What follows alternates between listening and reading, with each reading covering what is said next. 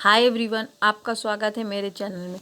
तो चलिए हम लोग जो पॉलिटी का रिवीजन कर रहे थे, इसका आज पार्ट 2 है। इसके पहले पार्ट 1 आ चुका है, जिसमें भाग 1 से भाग 4 तक, यानी पार्ट 1 से 4 तक डिस्कशन हो चुका है, आर्टिकल नंबर 1 से 51 तक। तो पिछले वीडियो में हम लोगों ने क्या क्या देखा, उसको थोड़ा सा क्विक रिवीजन कर लेते हैं। उसके बाद हम लोग आज पार्ट 5 पूरा देखेंगे, जिसमें संघ की चर्चा है, यानी केंद्र का चर्चा है, उसमें क्या क्या होना चाहिए वो इम्पोर्टेंट। ठीक है, तो चलिए पिछले पार्ट में हम लोगों ने क्या देखा था वीडियो में। देखिए, पार्ट 1 से पार्ट 4 तक देख चुके थे। हमारे आर्टिकल में मेनली स्टार्टिंग से संविधान में कितने टोटल आर्टिकल है, तो 395 है। कितना भाग है, 22 भाग है। ठीक है, और फिर कितने शेड्यूल थे, तो पहले 8 थे, फिर 12 हो गया, 4 जुटा है, जिसमें 9वां नंबर में जुटा है पहला भूमि सुधार वाला। फिर 10वां नंबर में सुधार है दल बदल। 11वां में पंचायत, जो 73वां संविधान संशोधन के थ्रू आया, जिसमें 29 सब्जेक्ट हैं। ठीक है, 12वां है जो नगर पालिका है, जिसमें 18 सब्जेक्ट है, जो 74वां संविधान संशोधन के तहत तुरंत बाद आया, उसके 1 साल बाद आया। ठीक है, यहाँ तक देख लिए थे, शेड्यूल इतने थे।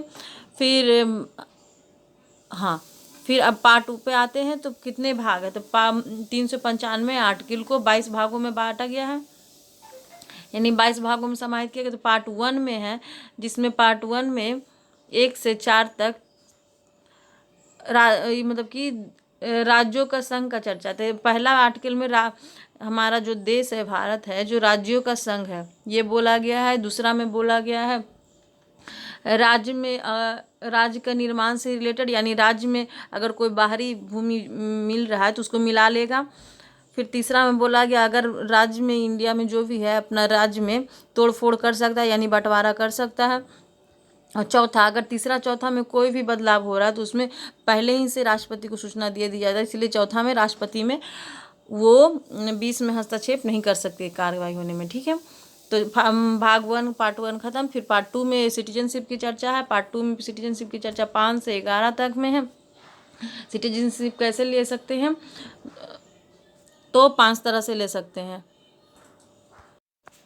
5 विधि क्या है। पहला विधि वंश, यानी वंशानुगत, यानी माँ बाप यहाँ जन्मे, आप यहाँ जन्मे हैं तो सिटीजनशिप आपका रहेगा। फिर दूसरा क्षेत्र के आधार पे, यहाँ पे आपका जमीन उमीन है तो रहेगा। फिर तीसरा देशीकरण, यानी तीसरा मतलब कि देशीकरण से पहले पंजीकरण होता है। तो यानी पंजीकरण पहले होता है, तो 7 साल आप रह हुए रेगुलर, अगर विदेशी लोग आके 7 साल रेगुलर हैं तो उनका पंजीकरण हो जाता है। फिर चौथा देशीकरण हो जाता है, जब 10 साल रह जाते हैं तो उसको सिटीजनशिप मिल जाता है। और एक 5वां है जो जन्म के आधार पर, मतलब अगर आपका जन्म यहाँ हुआ है, कहीं बाहर विदेश से आया है, यहाँ पे कोई विदेशी आया है, ठीक है, बाहर से विदेशी आया, वो अगर वो उसका बेटा यहाँ जन्मा तो उसको यहाँ का सिटीजनशिप मिलेगा। वो दोनों को मिले चाहे नहीं, ये दोनों को 10 साल के रहने के बाद मिलेगा, निकले इसको भी मिल जाएगा, यही चीज़ है। तो फिर सिटीजनशिप 5 तरह से ले सकते हैं। तो इसमें क्या क्या चीज़ का चर्चा है, आर्टिकल 5 से 11 तक में है सिटीजनशिप की चर्चा। ठीक है, इसमें बोला गया आर्टिकल 8 में कि आप विदेशी भ्रमण के लिए, अगर विदेश भ्रमण के लिए जाएंगे या नौकरी वगैरह करने के लिए, तो सिटीजनशिप आपका इंडिया का नहीं ख़त्म होगा, ठीक है, रहेगा ही। फिर 9वां में बोला गया अगर फॉरेन का सिटीजनशिप कहीं का ले लेते तो यहाँ का सिटीजनशिप इंडियन का खत्म हो जाएगा। 10 में बोला गया कि अगर आप देश विरोधी काम करते हैं तो आपका सिटीजनशिप इंड कर दिया जाएगा। 11वां में बोला गया कि कानून, ये इससे रिलेटेड जो भी काम है वो होम मिनिस्ट्री यानी गृह मंत्रालय बनाएगा, नागरिकता से संबंधी। ओके, तो पार्ट 2 कंप्लीट। पार्ट 2 के बाद पार्ट 3 में मेनली फंडामेंटल राइट की चर्चा है। फंडामेंटल राइट में कितने से कितने आर्टिकल, तो आर्टिकल 12 से 35 तक में चर्चा है। फंडामेंटल राइट में पहले 7 तरह का था, तो एक अब 6 तरह का हो गया। एक जो संपत्ति का अधिकार था उसको हटा दिया गया है। 6 तरह का अधिकार में कौन कौन सा अधिकार आ रहा है, तो देखिए पहला 6 तरह में पहला समानता का अधिकार, यानी राइट टू इक्वालिटी। समानता का अधिकार में 14 से 18 तक के आर्टिकल का चर्चा है, ठीक है। फिर दूसरा में स्वतंत्रता का अधिकार, आप स्वतंत्र रह सकते, तो इसमें 18 के बाद 19 आता, तो 19 से 21 तक, नहीं 22 तक का, ठीक है। और फिर तीसरा हो जाएगा शोषण से विरोध। तो शोषण से विरोध यानी शोषण आपको नहीं कर सकता, तो 23-24 में है, जिसमें छोटे बच्चे को नहीं करा सकते। और फिर एक और है 14 साल से बड़ा बच्चा खतरनाक काम नहीं कर सकता। फिर इसके बाद कहाँ तक हो गया, तीसरा तक हो गया शोषण। चौथा फिर धार्मिक अधिकार, यानी धार्मिक स्वतंत्रता, आपको धार्मिक काम करने के लिए अपना स्वतंत्रता है। इसका चर्चा 25 से 28 तक में है। जैसे कि 25 में है ना कि सिंदूर वगैरह लगाने का, और बुर्का पहन सकता है, टोपी पहन सकता है अपना मजहब के अनुसार। ठीक है। फिर 5वां, अगर संस्कृति आप अपने संस्कृति को के लिए आप अलग से मतलब कि कुछ संस्था वगैरह खोलना चाहते हैं तो खोल सकते हैं, ये चीज़ें। फिर 6ठा, इससे मतलब निवारण के लिए मतलब अगर फंडामेंटल राइट आपका हनन हो रहा है तो इससे निवारण के लिए मतलब कि रीट निकालने की चर्चा है। ठीक है। तो इसी में रीट का चर्चा 32 आर्टिकल 32 में है। ठीक है। तो यहाँ से 32 में कितना तरह का रीट है, तो रीट देखिए, मेनली रीट जो होता है ना, अगर फंडामेंटल राइट आपका क्या बोलते हैं, मौलिक अधिकार, मूल अधिकार अगर हनन हो रहा है तो आप कोर्ट जा सकते हैं। ये तो बोला ही गया था कोर्ट जा सकते हैं, तो कोर्ट में 5 तरह का रीट निकलेगा। तो किस तरह से, देखिए, पहला बंदी बना लिया तो बंदी प्रत्यक्षीकरण, बंदी बनाने पे बंदी प्रत्यक्षीकरण लगेगा, यानी बंदी बनाने के बाद आपको 48 घंटे के अंदर ही जज को पास पेश करना है। फिर दूसरा परमादेश, आप किसी को आदेश दे सकते हैं, अगर कोई गलत काम करा तो उसको आदेश देगा कि आप अपना सही से काम करिए, वो सही से काम नहीं कर रहा है तो। फिर तीसरा है कोवेंटो यानी अधिकार परीक्षा, यानी अपने अधिकार से ज़्यादा काम कर रहा है तो उसमें भी आप हस्तक्षेप करके रोक सकते हैं। इसको मेनली रीट का पोस्टमार्टम बोला गया है, यानी किसी के अधिकार का पूरा पोस्टमार्टम करके देखना। चौथा में प्रतिषेध लगा सकता है, यानी कि रोक सकता है, प्रोविजन लगा सकता है, यानी ये क्या उनका करेगा, तो court, supreme court, district court जो भी है ना, उसको हाई कोर्ट रोक सकता है।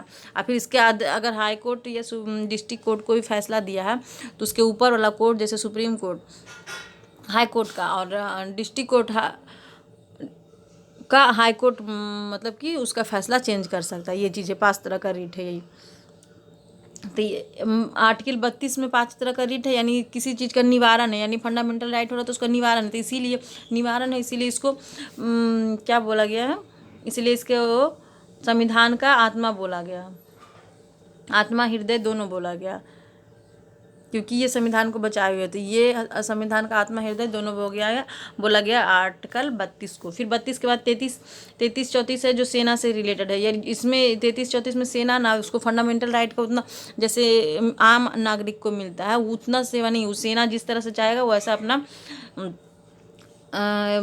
अधिकारी को करा सकता है। फिर 35 में अगर फंडामेंटल राइट में कोई पॉजिटिव चेंज अगर होने को से किसी का सुधार हो रहा है, कुछ हो रहा है, तो वो चेंज हो सकता है 35 में। तो यहाँ तक फंडामेंटल राइट 12 से 35 तक हम लोगों ने देख लिया। ये कहाँ से लिया गया है, यूएस से लिया गया।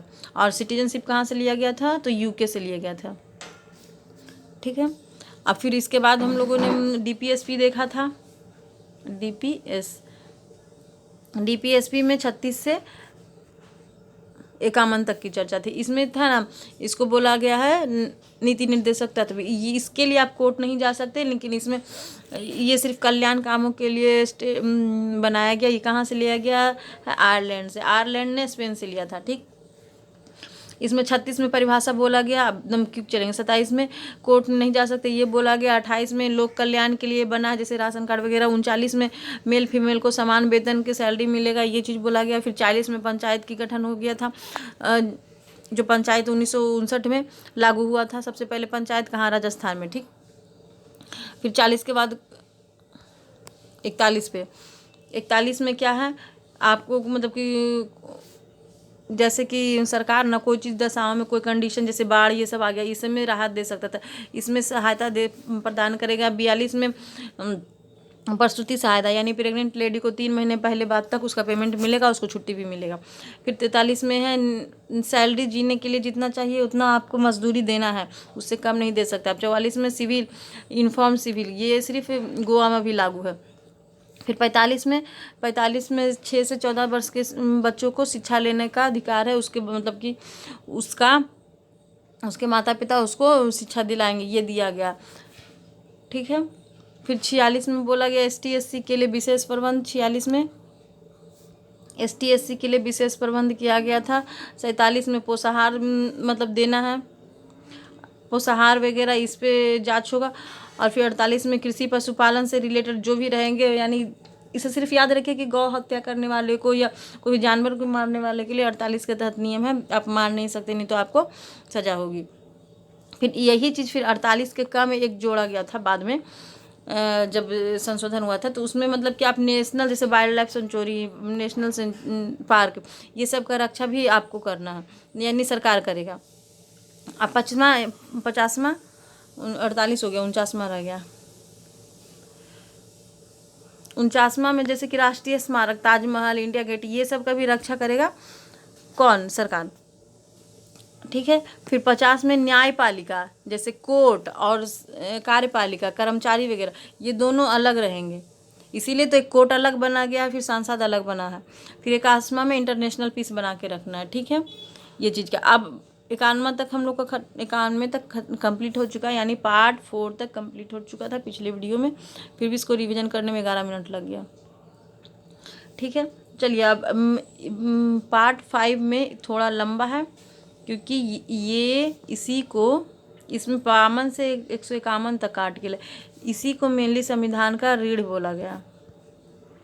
संविधान की आत्मा किसको बोला गया? जैसे देखिए, एक आदमी होता है, उसके अंदर आत्मा होता है, तो आत्मा होता है तो वो बोला गया 32 को, आर्टिकल 32। और नहीं तो इसके अंदर जो रीढ़ बैकबोन होता है ना, यानी कि इसको खड़ा रहने के लिए, चलने के लिए, तो ये भी जरूरी है, तो ये पार्ट 5 को बोला गया। क्यों? क्योंकि इसमें सबसे जो भी मेन प्रबंध है ना, 52 में ही, मतलब भाग 5 में ही लिखा गया। इसमें बड़े बड़े चीज़, जैसे पहले देखिए मैं बताती जाती हूँ, जैसे कि सबसे पहले सर्वोच्च सबसे ज़्यादा कौन होता है देश में? तो राष्ट्रपति। तो राष्ट्रपति के बारे में पढ़ना रहेगा, ये जो पढ़ना रहेगा 52 से 61 तक के आर्टिकल में। फिर उसके बाद उपराष्ट्रपति होते हैं, तो उपराष्ट्रपति का पढ़ना रहेगा, उसको पढ़ना रहेगा 63 से 59 तक। ठीक है, इसके बाद इन सब से रिलेटेड अन्य व्यवस्थाएं 70 में रहेगा आर्टिकल। फिर 71 में रहेगा कि ये जो प्रेसिडेंट वगैरह हैं, इनसे जो भी अगर कुछ विवाद वगैरह होगा, चाहे उपराष्ट्रपति राष्ट्रपति से रिलेटेड, तो ये सीधे सुप्रीम कोर्ट में जाएगा केस, और कोई नहीं फैसला ले सकता, सुप्रीम कोर्ट में ये सब मामला जाएगा। 71 में बोला गया। इसके बाद फिर 52 में बोला गया ना, मतलब राष्ट्रपति से रिलेटेड, यानी इनका क्षमादान की चर्चा है बाकी।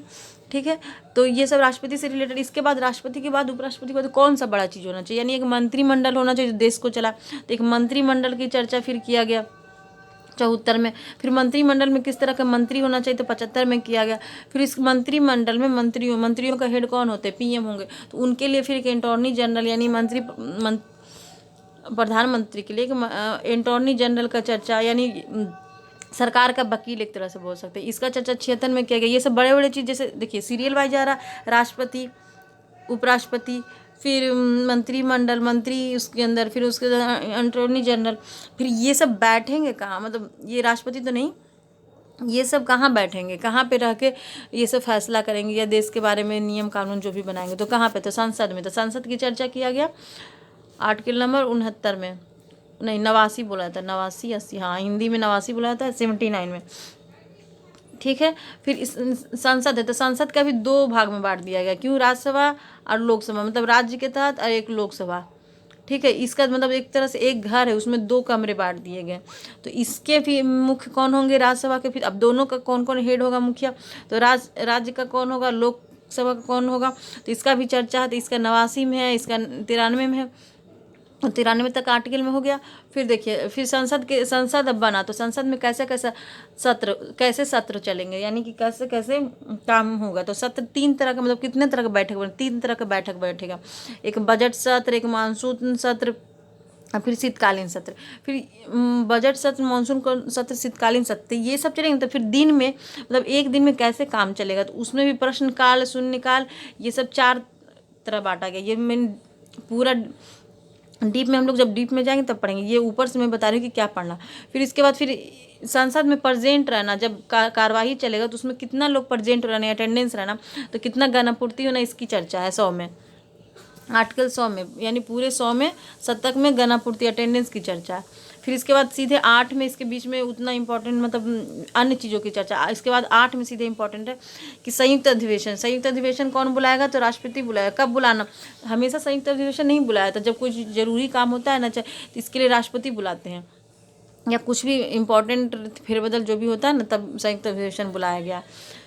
ठीक है, अब तक के 3 बार संयुक्त अधिवेशन बुलाया गया, अब तक के सिर्फ 3 ही बार, उसमें तीनों में अटल बिहारी वाजपेयी शामिल थे। तो ये हम मेन डिटेल से पढ़ेंगे जब पूरा नोट्स को रिवीजन करेंगे। फिर 110 में हम लोग को पढ़ना रहेगा धन विधेयक से रिलेटेड। धन विधेयक के बाद फिर 117 में वित्त विधेयक पढ़ना रहेगा। धन विधेयक होता है, एक वित्त विधेयक होता है। ठीक है, विधेयक कैसा होना चाहिए तो फिर देख लिए।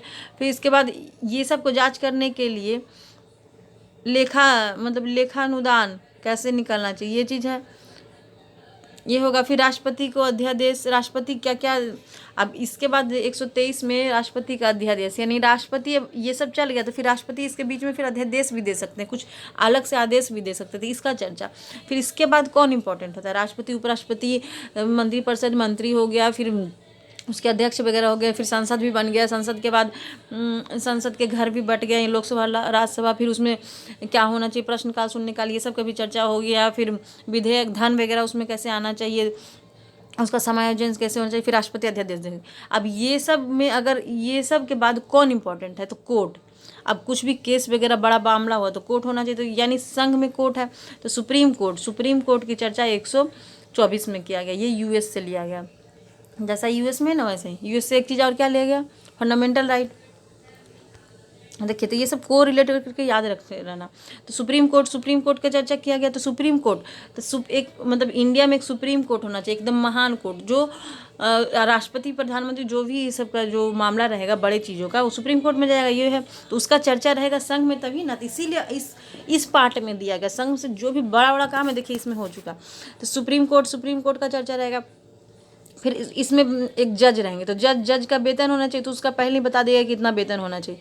फिर वेतन के बाद फिर 126 में बताएगा कि अगर वो मेन जज नहीं रहे, सुप्रीम जस्टिस ऑफ कोर्ट नहीं रहे, तो उसके मतलब कि उनके जगह पे टेम्प्रोरी वर्क के लिए कौन रहेगा, तो ये बोला गया। फिर उसके बाद हेड ऑफ जज, यानी कि अगर जज नहीं रहे तो हाई कोर्ट से बुलाया जाएगा। फिर अगर हाई कोर्ट में भी नहीं रहे तो रिटायर्ड जज को बुलाया जाएगा, इस तरह से। फिर उसके बाद सुप्रीम कोर्ट में अपील कैसे कर सकते हैं, इसका चर्चा है। देखिए, सीरियल वाइज चर्चा होते जा रहा है, जो चीज़ होते जा रहा है। फिर सिविल अपील, फिर सेशन अपील, ये सब क्या है, ये सब का चर्चा है। उसके बाद फिर सुप्रीम कोर्ट जो भी अगर दे दिया, 137 में चर्चा है, कुछ भी फैसला दे दिया हाई कोर्ट वगैरह, उसको पूर्वालोकन यानी दोबारा फिर सोच के बदल भी सकते हैं। इसका 3-4 मामला हुआ है, देखिए इसका फिर हम लोग डिटेल जब पढ़ेंगे तो। फिर 138 में पढ़ना रहेगा सुप्रीम कोर्ट के क्या क्या अधिकार हैं।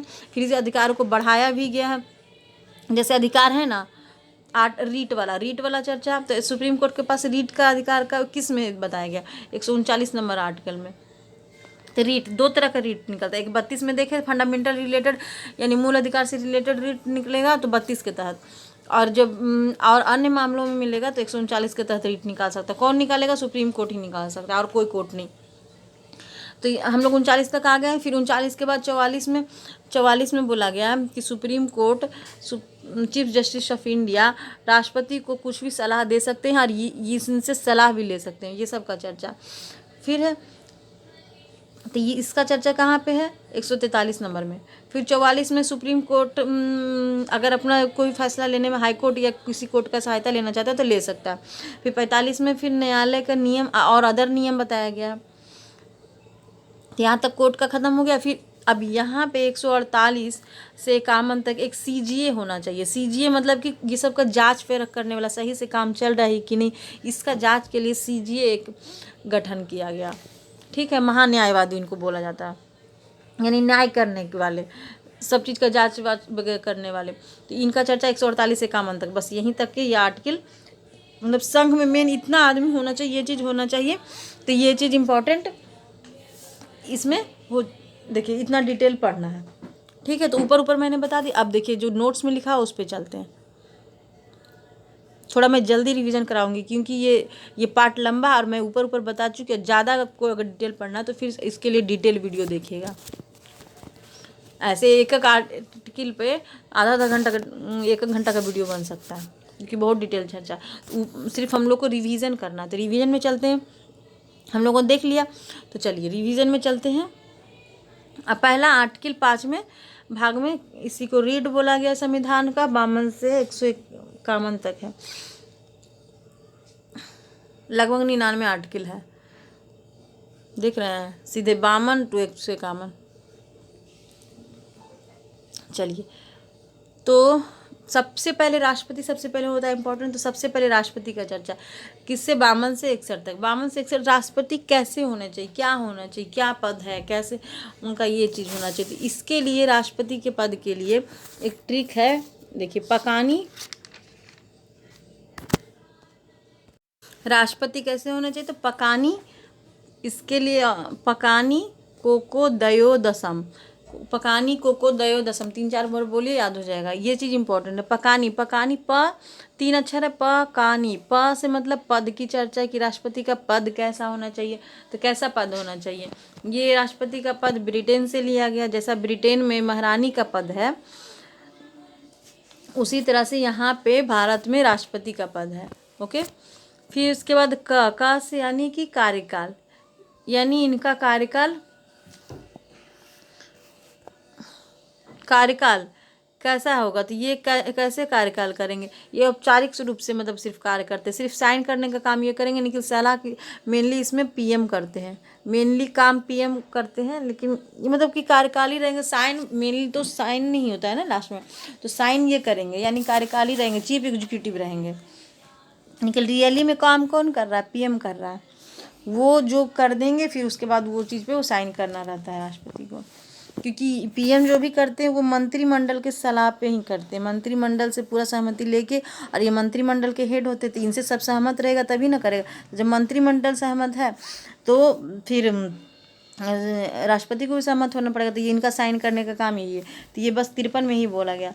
फिर 54 में बोला गया कि राष्ट्रपति का इलेक्शन कैसे होगा, यानी कैसे, अभी ही इलेक्शन हुआ तो उनका चुनाव कैसे होगा, तो यानी इलेक्शन की चर्चा, ये चीज़ पूछ भी सकता है इस बार क्वेश्चन बीपीएससी में, इलेक्शन। क्योंकि अभी जुलाई में अगस्त में हुआ है, जुलाई में हुआ है राष्ट्रपति का इलेक्शन, तो उसमें द्रौपदी मुर्मू बनी है राष्ट्रपति। ठीक है, तो राष्ट्रपति का कैसे इलेक्शन होगा, तो देखिए, राष्ट्रपति के इलेक्शन में क्या बोला गया, राष्ट्रपति का निर्वाचन एक मंडल द्वारा होता है, यानी मंत्रिमंडल द्वारा होता है। उसमें लोकसभा रहते हैं, राज्यसभा रहते हैं, विधानसभा रहेंगे, निर्वाचित सदस्य रहेंगे। अब मनोनीत सदस्य एवं विधानसभा परिषद के नहीं लेंगे, मतलब देखिए, सांसद होता है, ये तो हम लोग को पता ही है कि एक सांसद है, ये मतलब संघ पूरे देश में सांसद के रूप में, तो लोकसभा रहता है, राज्यसभा रहता है, तो ये दोनों राष्ट्रपति में भाग लेगा उन लोग के इलेक्शन में। और राज्यों में क्या होता है, राज्यों में क्या होता है, विधान परिषद होता है। तो कुछ राज्यों में विधान परिषद होता है, तो इसमें विधान परिषद में भी 2 होता है। देखिए, तो इसमें विधान मंडल होता है, तो विधान मंडल में भी सारे स्टेट में विधान परिषद नहीं होता, इसीलिए विधानसभा और विधान परिषद इसमें भी 2 होता है। जैसे इसमें लोकसभा के इक्वल टू विधान परिषद, आगे हम लोग को पढ़ना रहेगा, तो लोकसभा के इक्वल टू विधान परिषद होता है, राज्यसभा के इक्वल टू जैसे काम होता है उसी विधान परिषद में भी होता है। तो सारे देशों में विधान परिषद नहीं है, सारे राज्यों में नहीं है विधान परिषद। ठीक है, हाँ, तो इसीलिए राष्ट्रपति के इलेक्शन में लोकसभा भाग लेता है, राज्यसभा लेता है, और विधानसभा के लोग भाग लेते, 3। ये पूछा था कि राष्ट्रपति के इलेक्शन में कौन कौन भाग लेते, तो लोकसभा, राज्यसभा और विधानसभा के लोग भाग लेंगे। और जो राष्ट्रपति जो मनोनीत सदस्य करता है 2 एंग्लो इंडियन को, उसको नहीं कर, वो भी भाग नहीं लेगा, क्योंकि राष्ट्रपति ही इसको नियुक्त करता, तो राष्ट्रपति को ही वोट देगा, इसीलिए उसको नहीं, तो ये पक्षपात हो जाएगा, तो ये नहीं कर सकता वोटिंग। फिर इसमें जो राष्ट्रपति के द्वारा 12 मनोनीत सदस्य होते हैं वो भी नहीं करेंगे, क्योंकि राष्ट्रपति जिसको जिसको चुनते वो नहीं करेगा, नहीं तो फिर जो राष्ट्रपति के लिए खड़ा हुए तो उनके जो विपक्ष में रहेंगे उनसे तो फिर ये हो जाएगा ना, मतलब कि अनफेयर हो जाएगा। इसीलिए राज्यसभा के लोग, लोकसभा के लोग और विधानसभा के 3 ही लोग शामिल होते हैं राष्ट्रपति के इलेक्शन में। ठीक है, और कौन कौन नहीं शामिल होते हैं, तो मनोनीत सदस्य 2 एंग्लो इंडिया, 12 जो राष्ट्रपति के द्वारा निर्वाचित रहते हैं। ठीक है, तो यही चीज़ लिखा गया 52 में कि राष्ट्रपति के कार्य औपचारिक तो हो नहीं। 54 में राष्ट्रपति के इलेक्शन की चर्चा है, तो इलेक्शन की चर्चा पकानी से याद हो गया, पद, कार्यकारी, होते हैं, सीयू यानी एग्जीक्यूटिव होते हैं, और निकाय निर्वाचन की चर्चा। अब 55 कोका यानी कोटा, यानी कि कितना उनको मतलब मिनिमम कोटा होना चाहिए। एलिजिबिलिटी क्या, एलिजिबिलिटी नहीं सॉरी, मतलब कितना उसके पास उनके पास वोटिंग होना चाहिए कि वो राष्ट्रपति बन सकते। तो मिनिमम मतलब कि कट ऑफ समझिए एक तरह से, जैसे हम लोग एग्जाम का कट ऑफ होता है ना, उसी तरह से। तो इनका कट ऑफ समझिए, क से को कितना कट ऑफ जाना, कितना कट ऑफ होगा तब वो राष्ट्रपति बन सकते हैं। ठीक है, अब कट ऑफ कितना चाहिए ये सब उतना घुस के नहीं पूछा जा रहा अभी क्वेश्चन में, देखा गया था। तो इसके बारे में मैं बताऊंगी कितना कट ऑफ होना चाहिए। ऐसे टोटल वोट जितना होता है ना, बटे जितना नंबर ऑफ उम्मीदवार होते हैं, उम्मीदवार जितना, तो उसके मतलब जितना, जैसे इस बार 2 थे, 2 प्लस 1 कर दिया जाएगा, और टोटल वोट प्लस 1, इस तरह से इसमें कैलकुलेशन होता है। तो ये सब मत, इसको मतलब ज़्यादा अभी घुसी मत। कोका मिनिमम कोटा कितना होना चाहिए, कट ऑफ। फिर कार्यकाल कितना दिन काम करेंगे, तो 5 साल काम करते हैं। परकानी कोका तक हो गया। दयो मतलब द से मतलब दशा, यानी कितने कौन कौन क्या क्या कंडीशन हो चाहिए कि राष्ट्रपति बन सकता है। जैसे हम लोग अभी एग्ज़ाम देते हैं तो क्या क्या कंडीशन हो चाहिए कि ग्रेजुएट होना चाहिए, फिर 30 साल से ज़्यादा उम्र नहीं चाहिए, फिर उसके बाद है तो फिर ये लगता है क्या बोलते हैं फिर आरक्षण लगता है ना कि 1 2 3 साल का छूट मिलता है, इस तरह से। तो इसी तरह से राष्ट्रपति के लिए भी क्या क्या दशाएं होनी चाहिए। तो देखिए क्या क्या दशाएं होनी चाहिए, यानी इनके कंडीशन क्या क्या होना चाहिए।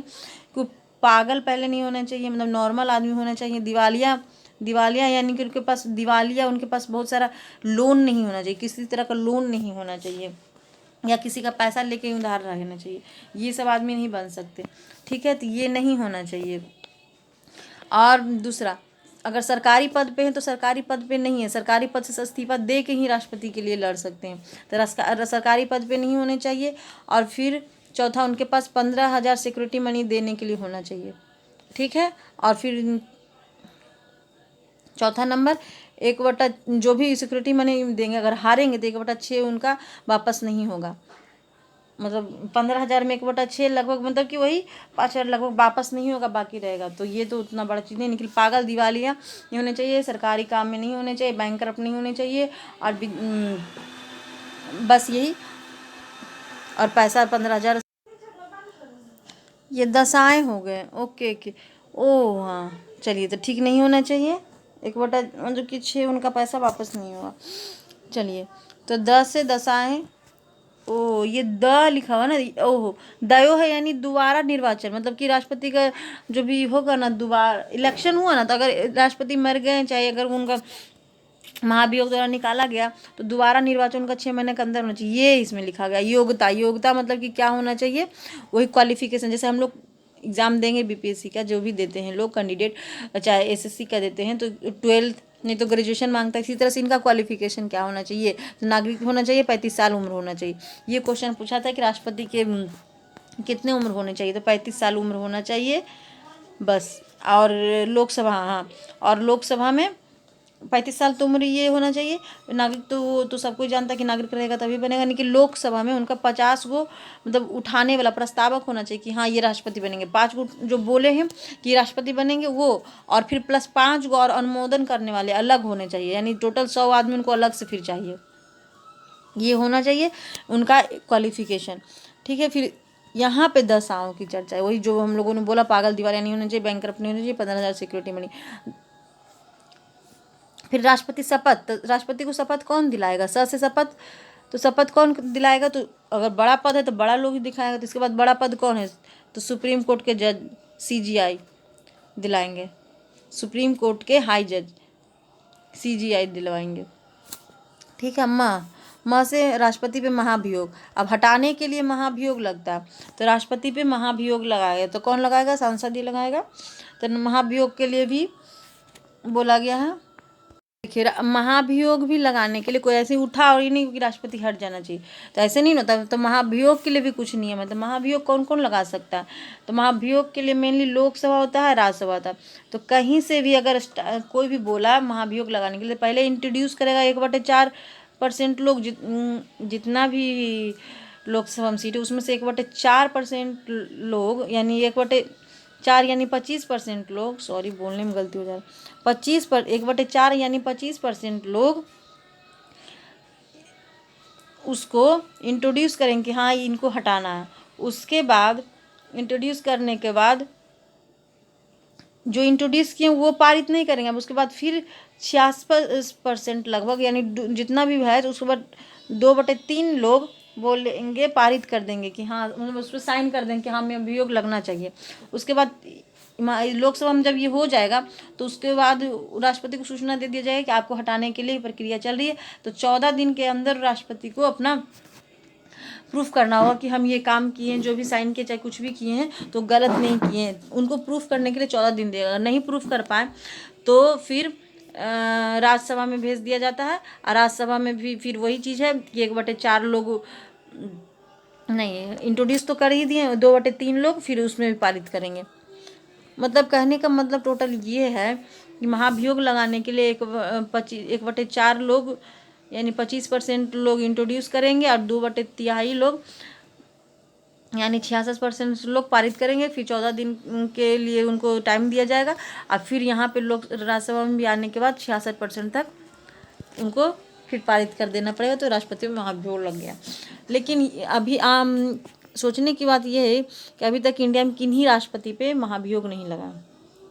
ठीक है, तो महाभियोग का प्रक्रिया भी हम लोग देख लें। तो म से महाभियोग 61 नंबर में महाभियोग कंप्लीट हो चुका। पास इसको एक बार फिर से रिवीजन करते। प कहानी निपद की चर्चा। फिर क से कितना दिन कार्यकाल मतलब क्या रहेंगे, कार्यवाही अध्यक्ष रहेंगे यानी सीईओ रहेंगे, चीफ एग्जीक्यूटिव रहेंगे, कार्यपालिका रहेंगे। न से निर्वाचन की चर्चा। को से कोटा यानी कट ऑफ उनका कितना होना चाहिए। फिर क से कार्यकाल 5 साल काम होना चाहिए। द से दोबारा निर्वाचन होगा, अगर नहीं रहा तो 6 महीने के अंदर ही करवाना पड़ेगा दोबारा फिर से इलेक्शन। यह से योग्यता क्वालिफिकेशन क्या उनका चाहिए, तो इंडियन होना चाहिए, 35 वर्षों में होना चाहिए, 50 अनुमोदक, 50 प्रस्तावक होना चाहिए। फिर द से दोबारा नहीं, द से दशा यानी कंडीशन क्या क्या होना चाहिए, पागल दिवालिया नहीं होने चाहिए, 15,000 रुपये होना चाहिए उनके पास सिक्योरिटी मनी। ठीक है। स से शपथ कौन दिलाएगा, तो सुप्रीम कोर्ट के जज। म से महाभियोग लगाने के लिए 1/4 लोग को इंट्रोड्यूस करना है और पारित करेंगे 66% लोग। फिर 14 दिन के लिए उनको टाइम मिलेगा। फिर 66% लोग राज्यसभा में। ठीक है,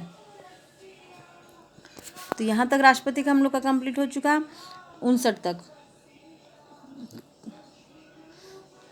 देखिए, तो ये चीज़ आप एग्जाम में पूछा था कि राष्ट्रपति के पद का चर्चा किस में है, तो 52 में। तो ये बस आप ट्रिक वहाँ पे लिख लीजिएगा। पकानी कोका दयो दशाम। उसके बाद खुद से डिसाइड कर लीजिएगा पास से ये करके, इस तरह से हो जाता है तुरंत।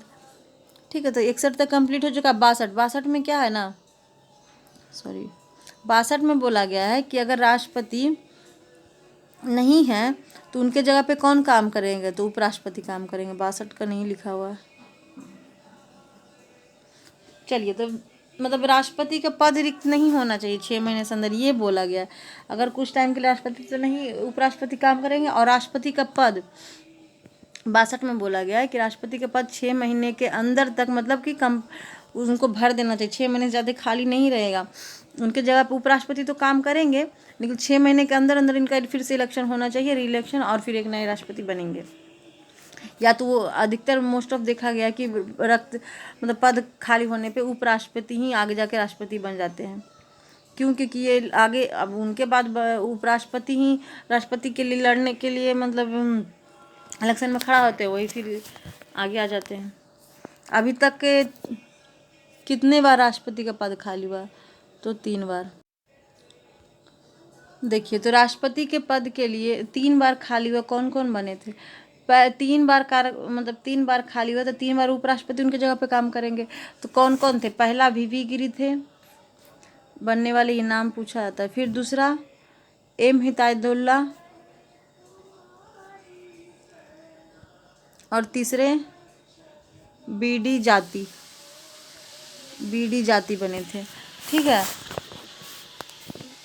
तो 3 राष्ट्रपति कार्यकारी रूप से मतलब कि राष्ट्रपति बने थे, मतलब उपराष्ट्रपति के ही राष्ट्रपति के रूप में नियुक्त किए गए थे कुछ 6 महीने के अंदर। फिर उनके बाद 6 महीने के बाद इलेक्शन हो जाता है, फिर बनते हैं।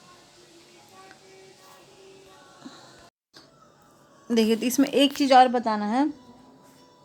देखिए ये तीनों जो बने ना, तो कैसे बने, कैसे राष्ट्रपति का पद खाली हुआ? तो पद खाली महाभियोग से कभी नहीं हुआ। क्या हुआ ना कि राष्ट्रपति मर गए थे, मतलब अपने कार्यकाल पूरा होने से पहले ही मर गए थे। तो मर गए थे ना, पहले मरे थे डॉक्टर फरुकुद्दीन अहमद। डॉक्टर फरुकुद्दीन अहमद के मरने के बाद भीवी गिरी कार्यकारी रूप से बने। उसके बाद जाकिर हुसैन मरते हैं, तो जाकिर हुसैन के मरने के बाद एम हिदायतुल्लाह बनते। लेकिन खाली होने के बाद, पद खाली होने के बाद राष्ट्रपति का इलेक्शन होना रहता। तो इलेक्शन होना रहता ना, तो उनको शायद पता नहीं था एम हिदायतुल्लाह को। तो उन्होंने क्या किया, लिखा है ना कि सरकारी पद पे नहीं होना चाहिए। तो एम हिदायतुल्लाह, राष्ट्रपति का पद तो सरकारी हो गया, उपराष्ट्रपति का पद। तो इसीलिए उन्होंने क्या किया ना कि राष्ट्रपति के पद से ही, उपराष्ट्रपति के पद से ही इस्तीफा दे दिया इलेक्शन लड़ने के लिए।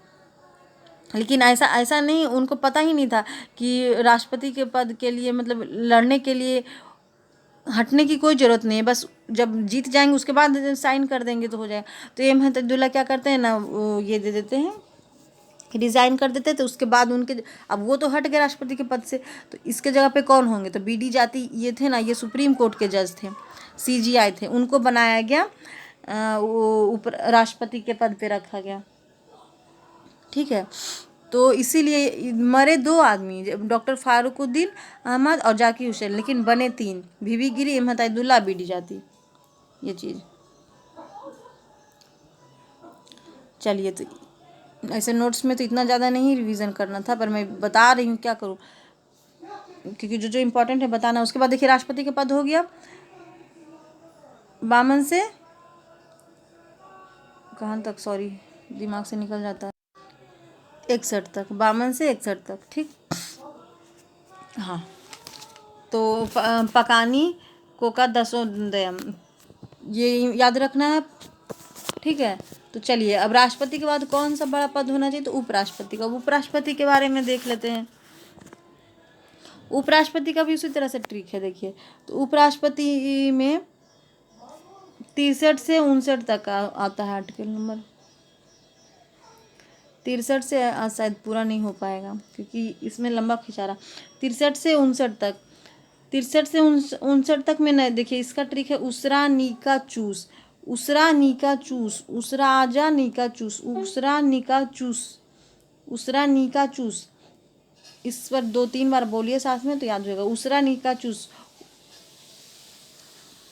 उसरा, ऊ से उपराष्ट्रपति का पद होना चाहिए। तो कहाँ से लिया गया है? US से लिया गया है। जैसे कि, लेकिन राष्ट्रपति का पद कहाँ से लिया गया था? UK से लिया गया था। जैसे कि ब्रिटेन की महारानी रहती है उसी तरह से। ठीक है, स से उपराष्ट्रपति। देखिए 64 में उपराष्ट्रपति राज्यसभा का सभापति रहेंगे, यानी कि उपराष्ट्रपति ना, जो सदन का 2 सदन होता है, लोकसभा राज्यसभा, राज्यसभा का जो हेड रहेंगे ना, सभापति, वो उपराष्ट्रपति रहेंगे, यानी 2 पद उनको मिला रहेगा, उपराष्ट्रपति का भी और सभापति का भी। वो राज्यसभा के सदस्य नहीं रहते, लेकिन वो राज्यसभा का सदस्य नहीं रहेंगे। 2 पद मिला रहता है, लेकिन वो राज्यसभा का सदस्य नहीं रहेंगे, उनके सिर्फ हेड रहेंगे। फिर 35 में बोला गया ना, उपराष्ट्रपति कार्यवाही रूप से राष्ट्रपति बन सकते हैं, वही चीज़ बोला गया। 35 में रह सकते हैं, रह से मतलब रह सकते हैं, क्या रह सकते हैं? तो राष्ट्रपति बन सकते हैं। राष्ट्रपति से याद रखिए, रह से राष्ट्रपति बन सकते हैं कार्यकारी रूप से। फिर निका, निका से उनके निर्वाचन के बारे में, मतलब कि उनका कैसे निर्वाचन होगा।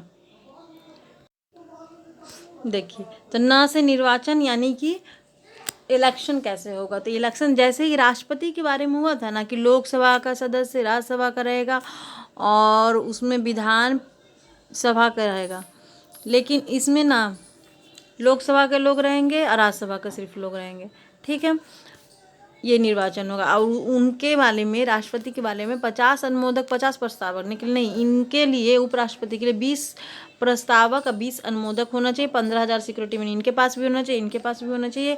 1/6% मतलब कि जो भी जमानत करेंगे उसका जमानत जब्त हो जाएगा, नहीं भी जीतने पे।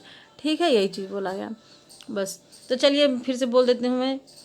ऊ से उपराष्ट्रपति का पद होना चाहिए, US से लिया गया है। स से यही सभापति रहेंगे। फिर ये कार्यकारी राष्ट्रपति बन सकते हैं। नहीं से निर्वाचन के लिए वो निर्वाचन के लिए उनका कैसा होना चाहिए, तो 35 साल उम्र होना चाहिए, 20 अनुमोदक, 20 प्रस्तावक होना चाहिए, 15,000 रुपये जमानत होना चाहिए। कैसे कार्यकाल कितना रहता है, तो 5 साल के लिए ये भी कार्यकाल कहते हैं। फिर जैसे चुनाव कैसे इनका होना चाहिए, तो लोकसभा के लोग रहेंगे, राज्यसभा के लोग रहेंगे।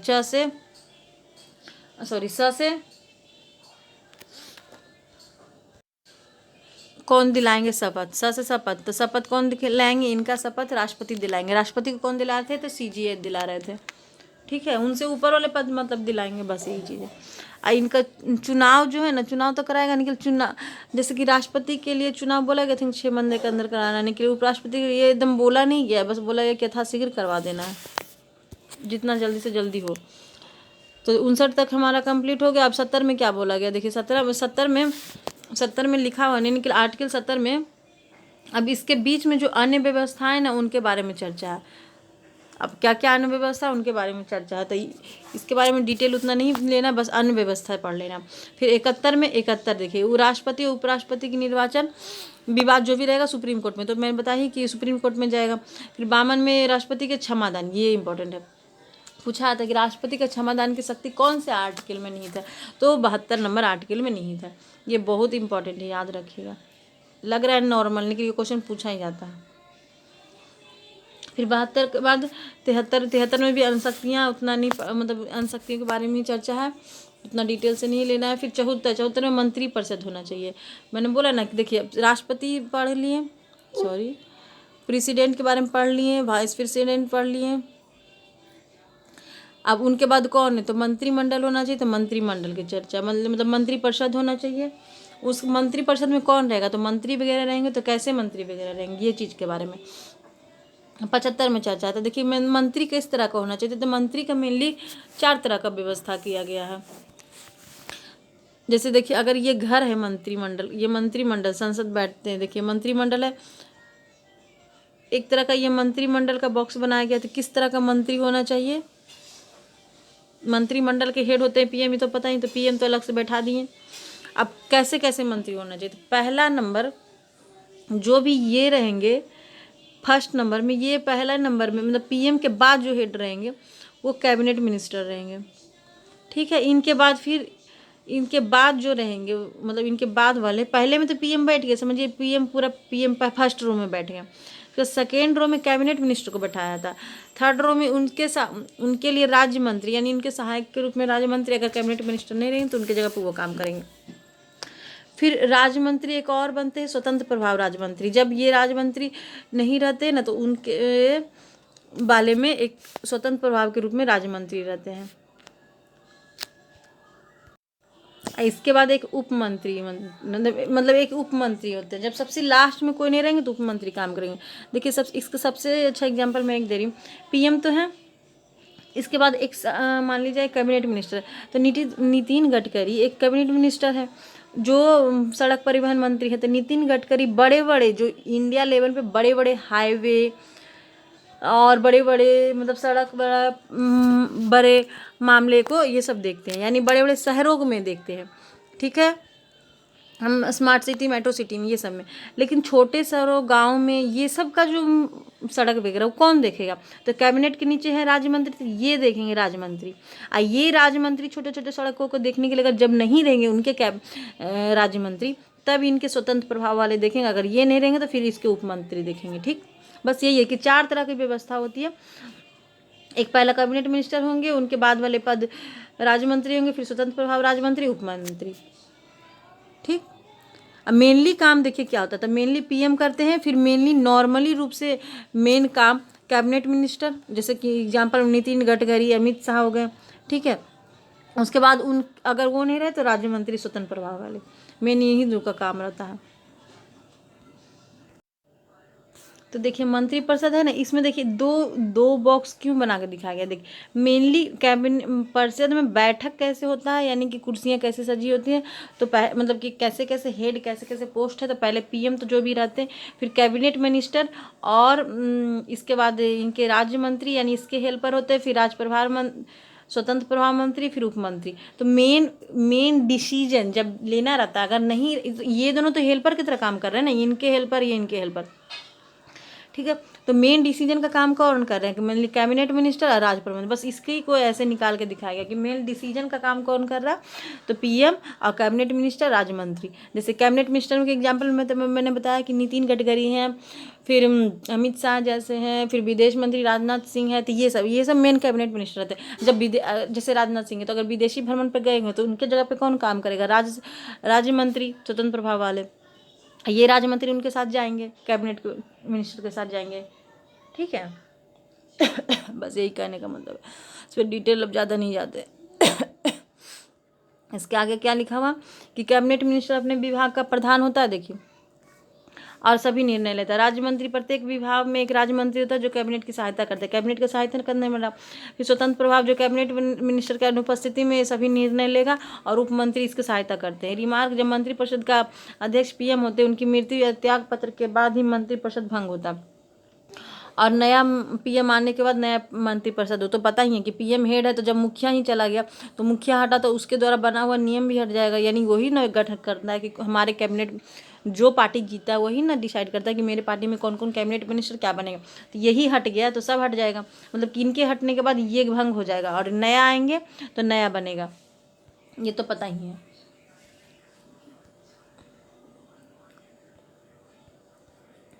बस ये रिमार्क में भी यही लिखा हुआ है। और मेनली अभी क्या है, बीजेपी का सरकार अभी है, मोदी जी का जो पीएम है, हेड है, मंत्रिपरिषद के हेड हैं, और उनका पार्टी का नाम क्या है, एनडीए, नेशनल डेमोक्रेटिक अलायंस। और कांग्रेस है जो मेन उनके विपक्ष में सबसे बड़ा विपक्ष है, तो यूनियन प्रोग्रेसिव अलायंस उनका नाम है। अब देखिए ये चीज़ देख लिए, तो अब देखिए रिमार्क में लिखा हुआ संविधान में उप प्रधानमंत्री की चर्चा, कोई जैसे कि राष्ट्रपति, उपराष्ट्रपति, तो प्रधानमंत्री उप कोई नहीं बनेगा। प्रधानमंत्री के बाद वही कैबिनेट मिनिस्टर बैठाया गया, फिर वही चीज़, उप प्रधानमंत्री की कोई चर्चा नहीं है। क्योंकि प्रधानमंत्री के बाद उप प्रधानमंत्री क्यों नहीं बनाया गया, क्योंकि प्रधानमंत्री है जो जनता द्वारा सीधे चुने जाते हैं, और जनता के बाद अगर ये हट गए, मर गए, तो फिर जनता एक नया चुनेगा, उनके जगह उप क्यों बनेगा कोई, नहीं तो फिर गलत फायदा उठाएगा ना। राष्ट्रपति तो बनते हैं कि ये जो चुने हुए लोग हैं वही बनाते हैं। मेन डिसीजन तो प्रधानमंत्री का ना इंडिया में होता है, इसलिए प्रधानमंत्री को सिर्फ एक ही रखा गया, वो नहीं रहे तो फिर दूसरा बनेगा नया फिर से।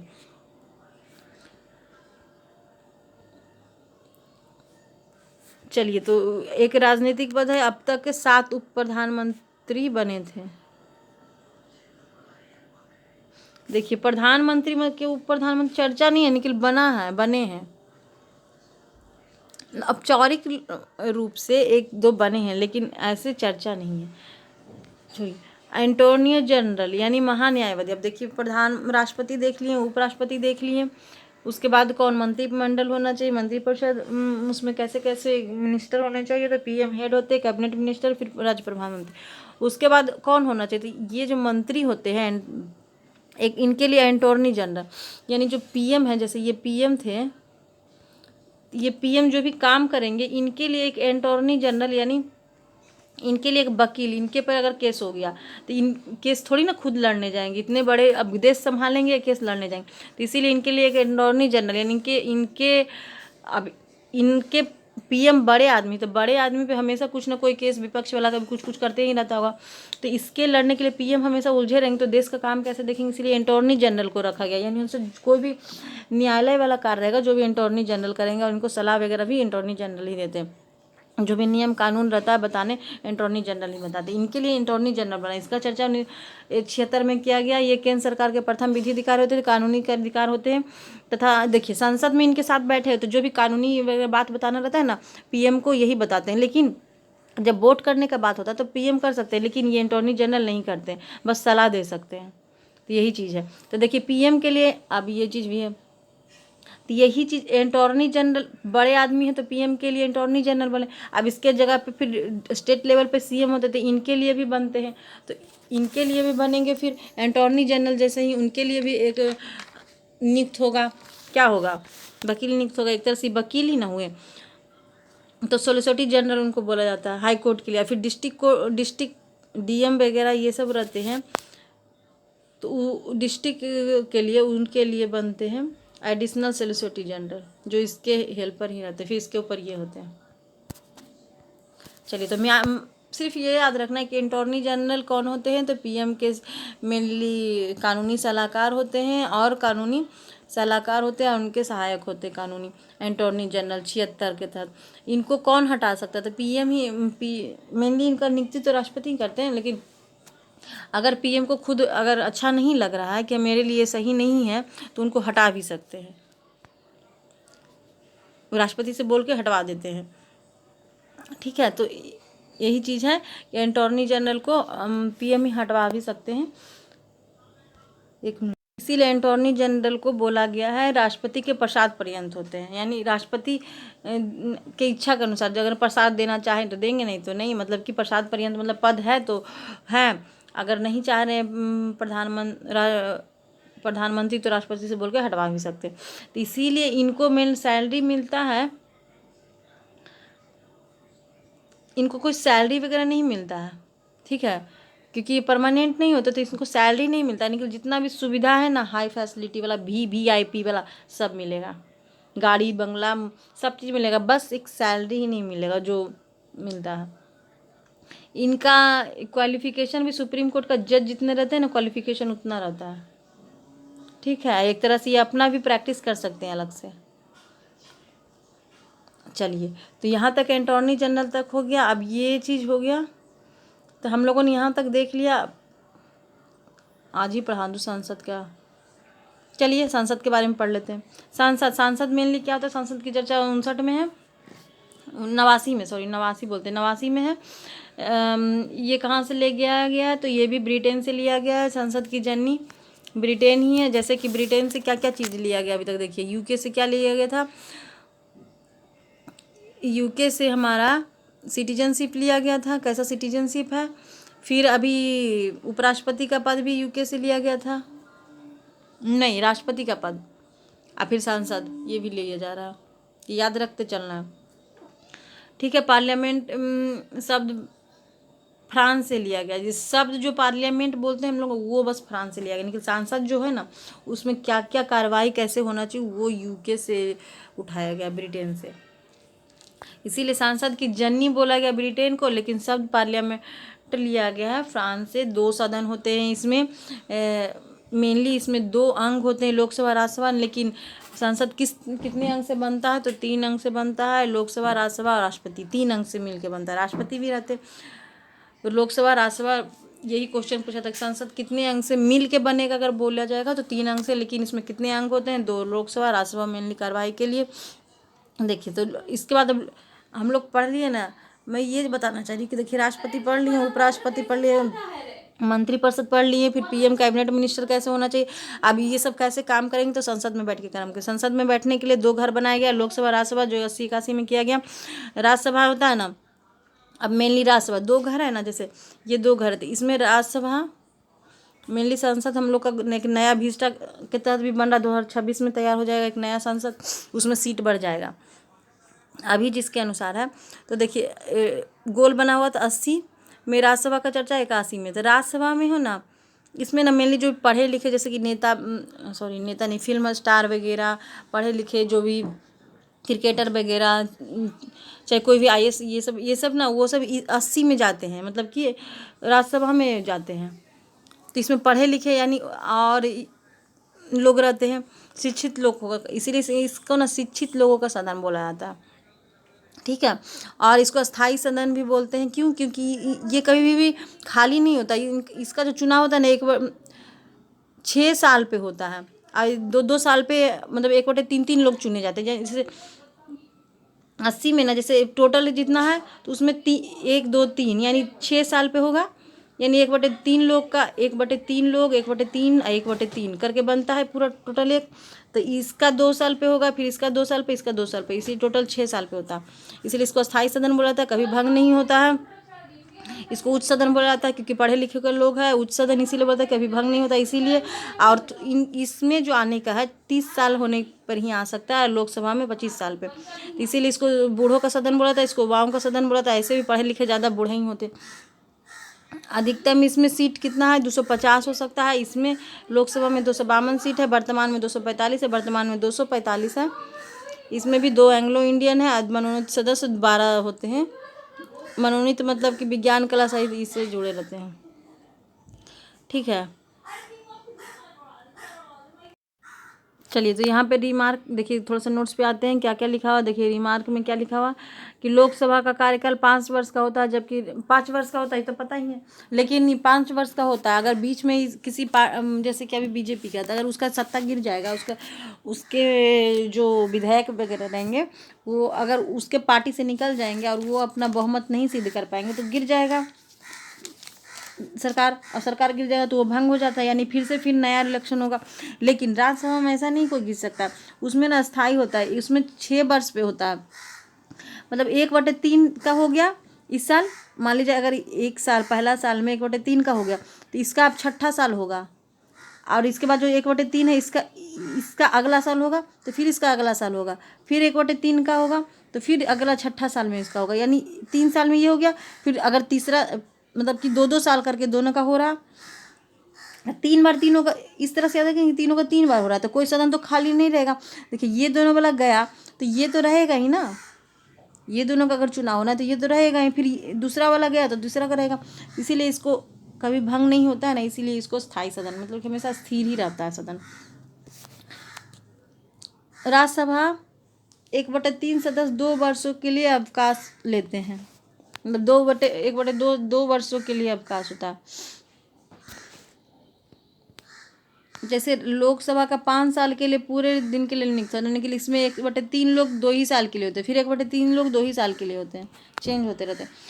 और चीज़ बोला गया कि देखिए संसद में कितना होना चाहिए सीट, तो 10 लाख जनता पे ना एक सांसद बनना चाहिए, यानी एक आदमी जो सदन में बैठता है उसी को सांसद बोला जाता है।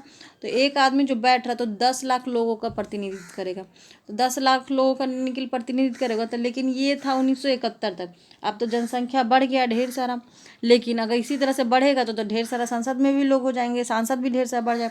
इसीलिए संशोधन बीच में किया गया था, और 1971वां संविधान संशोधन के तहत बोला गया था कि 2026 तक के कोई सीट में परिवर्तन नहीं होगा। तो अभी तक इसीलिए 2026 तक कोई सीट में बढ़ोतरी नहीं हुआ। वही 2026 के बाद जो सेंट्रल लिस्ट बन रहा है हमारा नया संसद, उसके बाद वही सीटों में बढ़ोतरी होगी। देखिए तो संसद में देख लिया, अब संसद बन गया, उसमें लोग बैठने लगे, अब कैसे कैसे काम चलेगा। तो संसद में प्रस्ताव कैसे कैसे रखा जाता है, तो 3 तरह से प्रस्ताव रखा था। एक ध्यान आकर्षण प्रस्ताव होता है, जो मंत्री के ध्यान को आकर्षित करने के लिए मुद्दे आते हैं। फिर कार्य स्थगन प्रस्ताव, ये किसी आपातकालीन मुद्दे पर होता है। कार्य स्थगन यानी कार्य को हटा दिएगा, मतलब कि किसी कार्य को टाल के, मतलब किसी आपातकालीन इमरजेंसी लगता है तो उस मुद्दे पर सिर्फ बात होगा। अविश्वास पर प्रस्ताव सरकार का बहुमत सिद्ध के लिए, अब विश्वास प्रस्ताव उसी को बोलते हैं जब देखिए सरकार गिर जाता है ना, तो उसको विश्वास अपना उसको सिद्ध करना रहता है उस पार्टी को कि उसके पास पार्टी के पास 243 मेनली 245 वोट होना चाहिए ना, तो 245 वोट में जो भी सांसद निकल जाते हैं इसमें से तो गिर जाता है उसका। इसीलिए उसको सिद्ध करना कि हाँ मेरे पास 245 का है, फिर से वोटिंग मतलब संसद में होता है कि हाँ हम इस पार्टी में हैं। तो अगर वो सिद्ध कर दिया तो फिर वही सरकार आ गया, नहीं हुआ तो फिर सरकार गिर जाता है। यही चीज़ होता है। पहला अविश्वास प्रस्ताव कब लाया गया था, जेपी कृपलानी के टाइम 1963 में लाया गया था। एक बार हमेशा अविश्वास प्रस्ताव आते रहता है, जब भी विपक्ष को लगता है कि अब इसका पार्टी से लोग निकल गया, उसमें मिल जाता है कुछ लोग, तो उसको लगता है कि पार्टी से निकल गया तो अविश्वास प्रस्ताव लाने को बोलता है कि वोट सिद्ध करिए, तो फिर सिद्ध करता है। ये सबसे पहले किसके टाइम आया था, जेपी कृपलानी के टाइम 1963 में ये क्वेश्चन आता है। ठीक है, चलिए इतना ही। हाँ, फिर 62 में क्या बोला गया कि प्रत्येक 82 में वही बोला गया कि 10 लाख के इक्वल टू लोग के इक्वल टू 1 सांसद होना चाहिए। तो ये तो अभी तो फिर 71 तक स्थिर है, 71 में जो संशोधन हुआ था 2026 तक स्थिर है, उसके बाद फिर से नया पढ़ना रहेगा। 86 राष्ट्रपति का फिर अभिभाषण यानी राष्ट्रपति कब कब अभिभाषण देते हैं? तो देखिए राष्ट्रपति अपना भाषण मतलब भाषण देते उसी को अभिभाषण बोला। तो जब मंत्रिमंडल का स्टार्ट होता है ना, तो मंत्रिमंडल बनता है तो उस टाइम अभिभाषण देंगे। मतलब नया सरकार बना, मंत्रिमंडल का गठन हुआ तो पहले राष्ट्रपति अभिभाषण देंगे। फिर राज्यपाल का भी अभिभाषण तो वो तो होगा यहाँ पे राज्य में, तो वो सचिव बनाते हैं तब। फिर 89 में राष्ट्र देखिए तो ये तो मैं शॉर्ट्स में बताया। ये लोकसभा है, फिर से ये लोकसभा है, ये राज्यसभा है। तो इसके हेड कौन होंगे? तो ये चीज़ है ना। तो इसमें जो राज्यसभा में है इनके हेड को सभापति बोला जाता है और उपसभापति बोला जाता है। उपसभापति। और इसके हेड को ना अध्यक्ष और उपाध्यक्ष बोला था। मतलब दोनों सिमिलर ही होते हैं, बस नेम चेंज होता है। क्यों? क्योंकि सभापति को क्यों बोला था ना, ये जो हमारे उपराष्ट्रपति हैं ना वही बनते हैं, इसीलिए उनको सभापति नेम चेंज दिया गया बस। तो इनका चर्चा यानी कि राज्यसभा में एक सभापति उपसभापति होना चाहिए, इसका चर्चा आर्टिकल 89 में है। इसके बाद 90 में लोकसभा के अध्यक्ष और उपाध्यक्ष की चर्चा है। 90 नहीं 93 में उपाध्यक्ष की चर्चा। इसके बीच में 89 के बाद जो बीच में आर्टिकल आ रहा है उसमें यही सभापति कैसे होना चाहिए, क्या होना चाहिए, ये चीज़ चर्चा है। तो उसमें हम लोग को ज़्यादा नहीं घुसना, बस 90 92 में वही चर्चा है। फिर 93 में आके अध्यक्ष और उपाध्यक्ष की चर्चा है। ठीक है। तो 82 में प्रत्येक जनगणना तो हुई कि हम लोग का, हाँ 89 93 तक उपसभापति होना चाहिए, अध्यक्ष होना चाहिए और उपसभापति होना चाहिए। अध्यक्ष संयुक्त अधिवेशन जब बुलाया जाता है, संयुक्त अधिवेशन कौन बुलाता है? राष्ट्रपति। आगे जाकर देखेंगे कि किस आर्टिकल में चर्चा। तो लोकसभा राज्यसभा दोनों का तो काम अपना अलग अलग घर में होते रहता, लेकिन संयुक्त अधिवेशन जब बुलाया जाता है तो संयुक्त अधिवेशन राष्ट्रपति ही मेनली बुलाते हैं। तो बुलाया जाता है तो सिर्फ लोकसभा में बैठा जाता है। संयुक्त अधिवेशन जो भी बातचीत होता है लोकसभा में, इसमें दोनों सदन के लोग बैठ जाते हैं और राष्ट्रपति बुलाते हैं। तो ये चीज़ अधिवेशन के अध्यक्ष कौन करेंगे? तो लोकसभा में बैठा, तो लोकसभा में हेड कौन होता है? अध्यक्ष, यानी लोकसभा का अध्यक्ष ही हेड होता है संयुक्त अधिवेशन। तो संयुक्त अधिवेशन की अध्यक्षता करता है लोकसभा का अध्यक्ष, वही बोला जा रहा है। और ध्यान विधेयक का निर्वहन, यानी ध्यान विधेयक का जो भी इंट्रोडक्शन वही करवाएगा। फिर लगातार 60 दिन तक अनुपस्थित रहने पर आयोग, मतलब अनुपस्थित रहे तो उनको फिर हटा दिया जाता है, फिर नया बनते हैं। फिर देखिए सांसद देख लिए, तो सांसद में कैसे कैसे प्रस्ताव आना चाहिए तो देखिए नहीं। अविश्वास प्रस्ताव जब सरकार गिरता है, ध्यान आकर्षण प्रस्ताव जब किसी का ध्यान आकर्षण करना रहता है, कार्य प्रस्ताव, अविश्वास प्रस्ताव। अब ये प्रस्ताव ऐसा आ गया, अब प्रस्ताव आया तो उसमें फिर सत्र कब कब चलेगा, यानी कब कब बैठक होगी। तो 3 बार बैठक होती है। नोट्स पे ही आते हैं, जल्दी जल्दी होगा। सत्र पे है 3 तरह का सत्र था। बजट सत्र, यानी जब बजट मेनली जैसे ही साल स्टार्ट होता है तो फरवरी से मई तक बजट सत्र पेश किया था। यानी कि अब देखिए साल आ गया, नया साल आता, जैसे नया महीना आता तो पैसा आना चाहिए ना, तब ना खर्चा के लिए पूरा महीना चलेगा। उसी तरह से साल जैसे ही घुसेगा तो बजट मतलब पैसा आने का, कहाँ कहाँ खर्च होना चाहिए इसका निकाला जाएगा। तो इसके लिए फिर बजट सत्र, इसीलिए सबसे बड़ा सत्र बोला था फरवरी से मई तक चलता है। उसके बाद जुलाई में जैसे ही मानसून होता था फिर मानसून सत्र बैठा जाता है। फिर शीतकालीन सत्र, यानी कि ठंडा में सबसे छोटा सत्र होता है, नवंबर से दिसंबर 2 ही महीने का। सबसे बड़ा सत्र होता है बजट वाला, सबसे पहला वाला। देखिए तो ये चीज़ होता है ना, देखिए अगर सत्र बुलाया था, अगर बीच में मान लीजिए कभी गैप भी होगा तो 6 महीने से ज़्यादा गैप सत्र बैठने में नहीं होना चाहिए। फिर संसद में सत्र हो गया, बैठने का हो गया, सत्र हो गया। फिर कैसा प्रस्ताव आना चाहिए, 3 तरह का प्रस्ताव आता है, 3 तरह का सत्र भी हो गया। ठीक है। अब समिति क्या, कौन कौन सी समिति होती है, यानी कि 3 समितियां भी होती है। तो संसद में मेनली 3 समितियां भी होती हैं। देखिए 3 का तिड़कम चल रहा है। 3 तरह का विश्वास प्रस्ताव भी, 3 तरह का सत्र भी बैठता है, 3 तरह की समितियां भी होती है। प्राक्कलन समिति क्या होता है ना, ये धन कितना निकलेगा, मतलब धन जो भी पैसा RBI में सरकार का जमा है तो उससे कितना धन निकाला जाएगा और कितना देश के खर्च होगा, ये चीज़ प्राक्कलन समिति डिसाइड करती है। ठीक है, ये सबसे बड़ी होती है। ठीक है, धन का आकलन करना ही प्राक्कलन, यानी धन के निकालने के लिए कितना आकलन, एस्टिमेशन लगाना, वही प्राक्कलन समिति है। सबसे बड़ी समिति है, ये बजट तैयार भी करती है। देखिए इसमें कौन धन निकालना, तो इससे धन निकालने में किस तरह, लोकसभा के 30 लोग रहते हैं, 30 सदस्य, राज्यसभा का एक भी नहीं रहता, यानी टोटल 30 सदस्य होते हैं धन निकालने में। ठीक है, क्या क्या धन निकलना चाहिए, तो ये तो क्या लोकसभा के सिर्फ सदस्य रहेंगे, राज्यसभा के नहीं रहेंगे। लेकिन जब धन निकल गया, अब धन की जांच करना कि कहाँ कहाँ पे खर्च हुआ, ये सब जांच करना, तो उसमें अब दोनों सदन का लोग बैठेगा, नहीं तो फिर सिर्फ लोकसभा रहेगा। तो अपने लोकसभा वाला निकाला था, वो हेड था तो निकाल लिया, लेकिन इसका जब जांच करना रहेगा तो सिर्फ ई रहेगा तो अपने पक्ष में बोल देगा। तो इसीलिए राज्यसभा के भी लोग बैठना चाहिए। इसीलिए लोकसभा के 15 लोग रहेंगे, राज्यसभा के 7 लोग रहेंगे, टोटल 22 सदस्य रहते हैं लोकसभा समिति में। ये धन की जांच करते हैं। इसमें अब जांच करना है तो उसके विपक्ष वाला लोग रहेगा अध्यक्ष, यानी कि लोक लेखा समिति के अध्यक्ष विपक्ष का नेता होता है। और प्राक्कलन समिति सबसे बड़ा होता है, इसका लोक लेखा समिति जांच के लिए होता है। लोक मतलब लेख हो, यानी जो भी लिखा हुआ है उसको देखो, लोक लेखा मतलब। इसको ये प्राक्कलन की जुड़वा बहन इसीलिए बता क्योंकि धन से रिलेटेड है, तो धन का जुड़वा। फिर एक होता है लोक उपकरण समिति, दिया हुआ है, यही सरकारी उपकरण समिति या लोक उपकरण समिति इसी को बोला जाता है।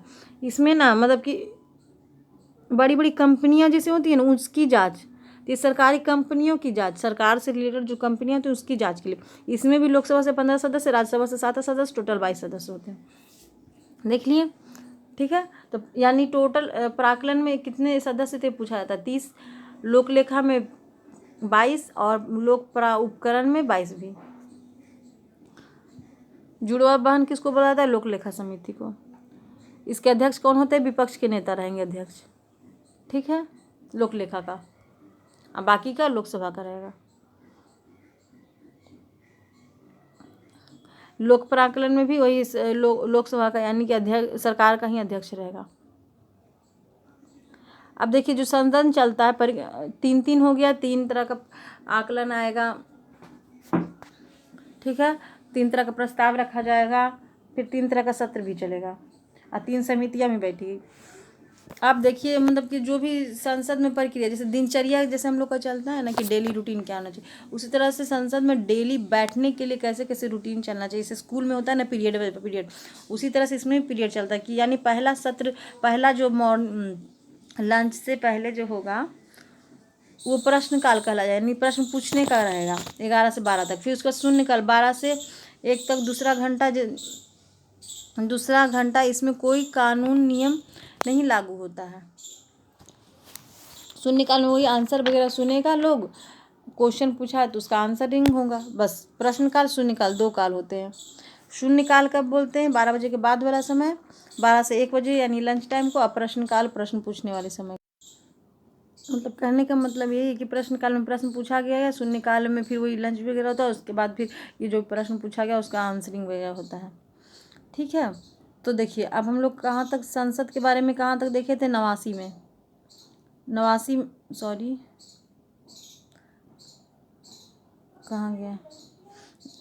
में राज्यसभा का सभापति और 93 में अध्यक्ष उपाध्यक्ष देख लिए थे। संसद का चर्चा कितना है, 89, उसको 89 बोलते, 79, छोड़िए इंग्लिश में बोलते 79 नंबर आर्टिकल में। तो यहाँ तक देख लिए। फिर इसके बाद 79 के बाद जो होता है ना, बीच में क्या नियम होना चाहिए, यानी संसद में रहने के लिए कैसे एलिजिबिलिटी हो, तो देख ही रहे, पागल दिवालिया नहीं होनी चाहिए, लोकसभा में 25 साल के लिए आ सकते हैं, राज्यसभा आने के लिए 30 साल के लिए, ये सब तो यही सब बीच में चर्चा है। फिर इसके बाद डायरेक्ट 89 और 93 में देख लें, अध्यक्ष उपाध्यक्ष और सभापति का चर्चा 93 89 में है। ओके, फिर संसद के सत्र कितने होते हैं, तो 3 सत्र होता है। 3 तरह का प्रस्ताव ला सकता है, अविश्वास प्रस्ताव जो सरकार गिरने का प्रस्ताव होता है, ठीक है, अविश्वास प्रस्ताव होता है, ध्यान आकर्षण प्रस्ताव, स्थगन प्रस्ताव। 3 तरह का प्रस्ताव हो गया। 3 तरह का सत्र आता है, बजट सत्र, मानसून सत्र, शीतकालीन सत्र। फिर 3 तरह का प्रस्ताव, 3 तरह का समिति बैठाया गया, प्राक्कलन समिति जिसके जो सबसे बड़ी समिति है, इसमें धन निकालने की चर्चा होता है। फिर दूसरा लोक लेखा समिति, उसमें विपक्ष के नेता अध्यक्ष होते हैं। इसमें राज्यसभा के 7 और लोकसभा के 15 आदमी रहते हैं। ये तो देख ही लिए बस। फिर संसद की समितियां देख लिए, यहाँ तक हो गया, यहाँ तक हो गया। प्रक्रिया भी 2 तरह का होता है, शून्यकाल, प्रश्नकाल। ठीक, यहाँ तक हो गया। ठीक है, तो 89 के बाद बीच में 1-2 बीच में आर्टिकल है ना, यही सब बीच में इसके अदर नियमों की चर्चा है। 93 के बाद जो 100 देख रहे हैं ना, तो 94, 95, 96 हुई अदर चीज़ की चर्चा है। जैसे कि क्या मैं बताऊँ, जो भी नियम कानून है ना, सत्र में कैसे कितना देर तक सत्र, कौन सत्र सही हुआ, ये चीज़ का मतलब की चर्चा मेन इम्पॉर्टेंट। 93 के बाद 100। अब 100 में शतक में क्या, गणापूर्ति। सांसद जब सत्र चल रहा है तो उसमें कितने लोग प्रेजेंट होना चाहिए, एकदम इम्पॉर्टेंट है। यानी 1/10 लोग, जितना भी सदस्य हैं सांसद में, जितना सदस्य टोटल होता है, ठीक है ना, जितना सांसद हो उसका टोटल 1/10 प्रेजेंट होना ही चाहिए। यही चीज़ है गणापूर्ति बुलाया था, यानी अटेंडेंस, तभी कार्रवाई होगी, नहीं तो नहीं होगी। अगर 1/10 लोग प्रेजेंट रहे तो कार्रवाई होगा, नहीं तो वो कार्रवाई नहीं होता है। ठीक है, अब इसके बाद 101 के बाद सीधे 108 पे आते हैं, क्योंकि 101 के बाद 100 के बाद 100 के बीच में उतना कुछ। ठीक है, तो 100 के बाद 108 में सीधे, क्योंकि 101, 2, 3 में बस यही गणापूर्ति से रिलेटेड और सारे नियम हैं। फिर 108 में क्यों इम्पोर्टेंट है, 100 देखिए, सांसद के बारे में देख रहे थे, सत्र देख लिए, उसका 3 तरह का सत्र है, प्रस्ताव 3 तरह का आता है, समितियां 3 बैठाई गई है, इसका सत्र 2 है। ठीक है, तो संसद से रिलेटेड अब गणापूर्ति भी होना चाहिए, तो 100 में देख ले। इसके बाद सांसद में एक संयुक्त अधिवेशन, मैंने बोला ना संयुक्त अधिवेशन, तो संयुक्त अधिवेशन को कौन बुलाएगा, संयुक्त अधिवेशन क्या बोलता है, तो संयुक्त अधिवेशन लोकसभा और राज्यसभा दोनों का एक साथ बैठक को संयुक्त अधिवेशन बोला जाता है। कहाँ बैठता है, लोकसभा में बैठता है, उसकी अध्यक्षता कौन करते हैं, लोकसभा के अध्यक्ष करते हैं। तो देखिए, तो वही चीज़ का विशेष बोला गया 108 में, दोनों सदनों में विवाद होने पर राष्ट्रपति संयुक्त अधिवेशन बुलाते हैं, इसकी अध्यक्षता लोकसभा के अध्यक्ष करते हैं। यही चीज़ यहाँ पे बोला गया है, ज्वाइंट सेशन इसको बोलते हैं, संयुक्त अधिवेशन। अभी तक संयुक्त अधिवेशन मैंने बोला कितने बार लगा, 3 बार हुआ। मतलब दोनों जो लोकसभा और सदनों में ना, राज्यसभा में विवाद हो गया ना, मतलब इसका फैसला कुछ और, इसका फैसला कुछ और होता है कुछ चीज़ों में, तो ये 3 बार मेनली बुलाया गया, 1961 में, 1978 में और 2002 में। तीनों में प्रेजेंट रहे अटल बिहारी वाजपेयी। ठीक है, तीनों सदनों में, ये चीज़ इम्पोर्टेंट है। कब कब बुलाया गया ये पूछा था, 1961, 78, फिर 2000 में, 2 में। मतलब अब ज्वाइंट सेशन होगा तो ज्वाइंट सेशन में कितने आदमी प्रेजेंट रहेंगे, लोकसभा में कितने होते हैं, 545 लोग होते हैं, और राज्यसभा में 245, टोटल हो जाएंगे 5, 5, 10, 9 और 7, 790 लोग, टोटल 790 लोग रहेंगे। इसका अध्यक्षता कौन करेंगे, लोकसभा का स्पीकर रहेंगे, यानी लोकसभा का ही दबदबा रहेगा। लोकसभा का ज़्यादा लोग, 545 लोग भी अध्यक्षता भी कर रहे हैं, यानी लोकसभा का ही बात माना जाएगा अगर ज्वाइंट सेशन बुलाया गया। ठीक है, लेकिन अब ज्वाइंट सेशन कब कब नहीं बुला सकते, इसमें इतना बताया नहीं क्या। देखिए, ज्वाइंट सेशन कब कब नहीं बुला सकते हैं, अब कब नहीं बुला सकते, इस तरह से देखिए, यहाँ पे तो देखा जा रहा है कि ज्वाइंट सेशन बुलाने पे मेनली लोकसभा का ही काम बढ़ चलेगा फैसला, क्योंकि इसके ज़्यादा लोग मिल जाएंगे, 545 लोग मेनली अध्यक्ष भी रह जाएंगे। तो इसीलिए आप ज्वाइंट सेशन कब कब नहीं बुला सकते, इसका भी प्रावधान किया गया। इसी में इसके पहले यही प्रबंध किया गया कि जब संविधान का कोई भी संशोधन होगा तो उसमें ज्वाइंट सेशन बुला के आप नहीं कर सकते। उसमें जो संशोधन का प्रक्रिया है, कठिन प्रक्रिया, वही आपको करना पड़ेगा, यानी दोनों सदन से पास करवाना ही पड़ेगा, लोकसभा राज्यसभा दोनों से पास करवाना ही पड़ेगा अलग अलग। ज्वाइंट सेशन बुला के एक साथ नहीं पास करवा सकते, यही चीज़ है। तो संशोधन में, संविधान संशोधन में जब महाभियोग लगेगा, महाभियोग किन पे लगता है, राष्ट्रपति पे, तो भी नहीं बुला सकते, अलग अलग ही पारित करना पड़ेगा। इसीलिए महाभियोग का अलग से भी चर्चा कि 1/4 लोग पहले इंट्रोड्यूस करेंगे, फिर 2/3 लोग उसको पास करेंगे, फिर राष्ट्रपति के पास भेजा जाएगा, फिर राज्यसभा में भेजा जाएगा 2/3। तो ये चीज़, फिर धन विधेयक जब निकाला जाएगा उसमें भी आप धन विधेयक में भी बुलाने टाइम आप दो ज्वाइंट सेशन नहीं बुला सकते। ये तीनों स्थिति में ज्वाइंट सेशन नहीं बुला सकते।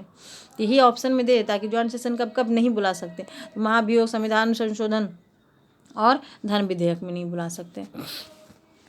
आज तक ज्वाइंट सेशन 3 बार बुलाया गया था। 3 बार हम लोग ने कब कब देखा, 1961 में, 1978 में और 2002 में। क्योंकि ये इतना बार मैं क्यों बता रही हूँ, क्योंकि बहुत इंपॉर्टेंट है, इससे क्वेश्चन बहुत बार पूछा गया। ठीक है, पहला कब बुलाया गया, 1961 में किस लिए बुलाया गया था, दहेज उन्मूलन के लिए, यानी दहेज करने के लिए कम। इनके लिए अब तक कोई दहेज कम हुआ नहीं है। फिर 1978 में बैंकिंग सुधार के लिए बुलाया गया था, वो भी नहीं हुआ। देखिए मतलब ज्वाइंट सेशन बुलाने का कोई फ़ायदा नहीं, क्योंकि लोकसभा का ही सत्ता चलता है। और फिर पोटा भी वैसे ही ख़त्म हो गया, 2000 में बुलाया गया जो। यानी ज्वाइंट सेशन जितना भी जो चीज़ के लिए बुलाया गया उस पर उतना अच्छा से काम नहीं हो पाया, क्योंकि लोकसभा अपना दबदबा बना देता है, फिर वो अपने अनुसार ही चलाता है। बस ये याद रखना कि 1961 में बुलाया गया दहेज उन्मूलन, 1978 में बुलाया गया बैंक सुधार के लिए, सिंगल विंडो सिस्टम करने के लिए, और फिर 2000 में पोटा। ठीक है, तो 108 तक हम लोग देख लें ज्वाइंट सेशन के बारे में जो भी डिटेल था। फिर 109 में, 9 नहीं दिया हुआ, ठीक है, 9 में है ना कि धन विधेयक। देखिए धन विधेयक का परिभाषा दिया गया है। जो धन विधेयक का है ना, विशेष प्रबंध क्या क्या होना चाहिए, वो चीज़ परिभाषा वगैरह बताया गया कि धन विधेयक कैसे निकाला जाएगा। तो राष्ट्रपति के पूर्व सूचना कर, मतलब निकालने से पहले ही सूचना दे दिया जाएगा। इसमें कोई ज्वाइंट सेशन नहीं बुलाया जाता है धन विधेयक निकालने टाइम, है ना। राज्यसभा इसमें नहीं रोक सकता, लेकिन धन विधेयक निकालने टाइम नहीं रोक सकता। यानी कि जब प्राक्कलन समिति जब धन विधेयक का जांच करता है, तो उस टाइम राज्यसभा का भी सदस्य होता है, उस टाइम रोकता है, यानी उस टाइम सवाल उठाता है। ठीक है, और जो भी धन विधेयक स्टार्ट कब होगा, तो धन विधेयक स्टार्ट होता है मेनली राज्यसभा का ही चलता है, तो धन विधेयक स्टार्ट होता है लोकसभा से। फिर 14 दिन के लिए मतलब बोलने का टाइम देता है राज्यसभा को। अगर नहीं लौटाया इसको, फिर भी ये पारित कर देता है लोकसभा अपना।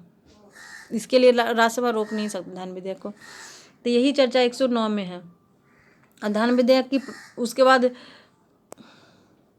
प्रबंध हो गया 110 में धन विधेयक की परिभाषा। वही धन विधेयक लगाने धन विधेयक पहले लोकसभा में जाता है, फिर यही बताया गया परिभाषा कि कैसे कैसे जाएगा। तो पहले लोकसभा के पास जाएगा, फिर राष्ट्रपति हस्ताक्षर के लिए बाध्य है, मतलब कि राष्ट्रपति को करना ही पड़ेगा, क्योंकि पहले सूचना दे दिया जाता है कि हम धन विधेयक निकालेंगे, तो साइन कर देते हैं।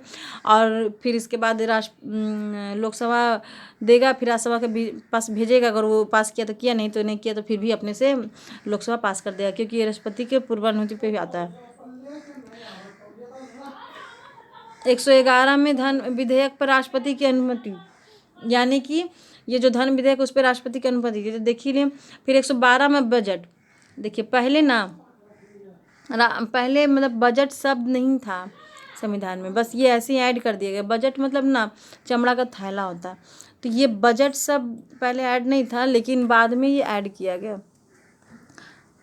बजट कौन बनाता, तो प्राक्कलन समिति, जो आकलन करने वाला समिति, पैसा निकालना है रहता है। जब साल शुरू होता है तो पैसा निकालना रहता है, तो वही आकलन करने के लिए प्राक्कलन समिति बजट तैयार करता है कि किसमें अब जैसे हमारे घर ही रहता है, तो उसमें अलग अलग स्कूल पे अलग खर्च होगा, फिर दूध वाले पे अलग खर्च होगा, जैसे होता है ना, फिर गाड़ी लेने पे अलग होगा, EMI पे अलग होगा, फिर अलग ऐसे खर्च होता है। इसी तरह से देश में भी बजट तैयार होता है कि सड़क पे अलग होगा, फिर शिक्षा पे अलग होगा, फिर बाढ़ अगर अतिरिक्त में अलग होगा, फिर ऐसे तो अलग अलग बजट बनता है। तो इसका आकलन कौन करता है, प्राक्कलन समिति, और यही चीज़ निकालता है। तो सबके लिए अलग अलग बजट पास होता है।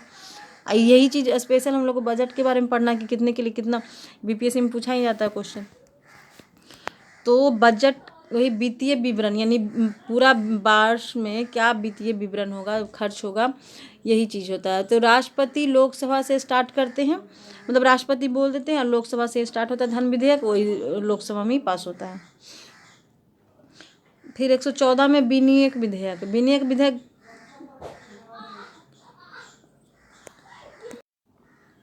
देखिए यहाँ पे मेन विनियोग विधेयक मतलब क्या हुआ, कैसे समझा। हाँ, विनियोग विधेयक मतलब देखिए, जैसे हमारे घर में, तो हम लोगों ने पापा से बोल दिया कि पापा हमको साइकिल खरीदने के लिए चाहिए 1000 रुपया, और किताब के लिए चाहिए 500 रुपया, ठीक है, स्कूल फीस चाहिए 400 रुपया। इस तरह से हम लोगों ने बोल दिया, ठीक है।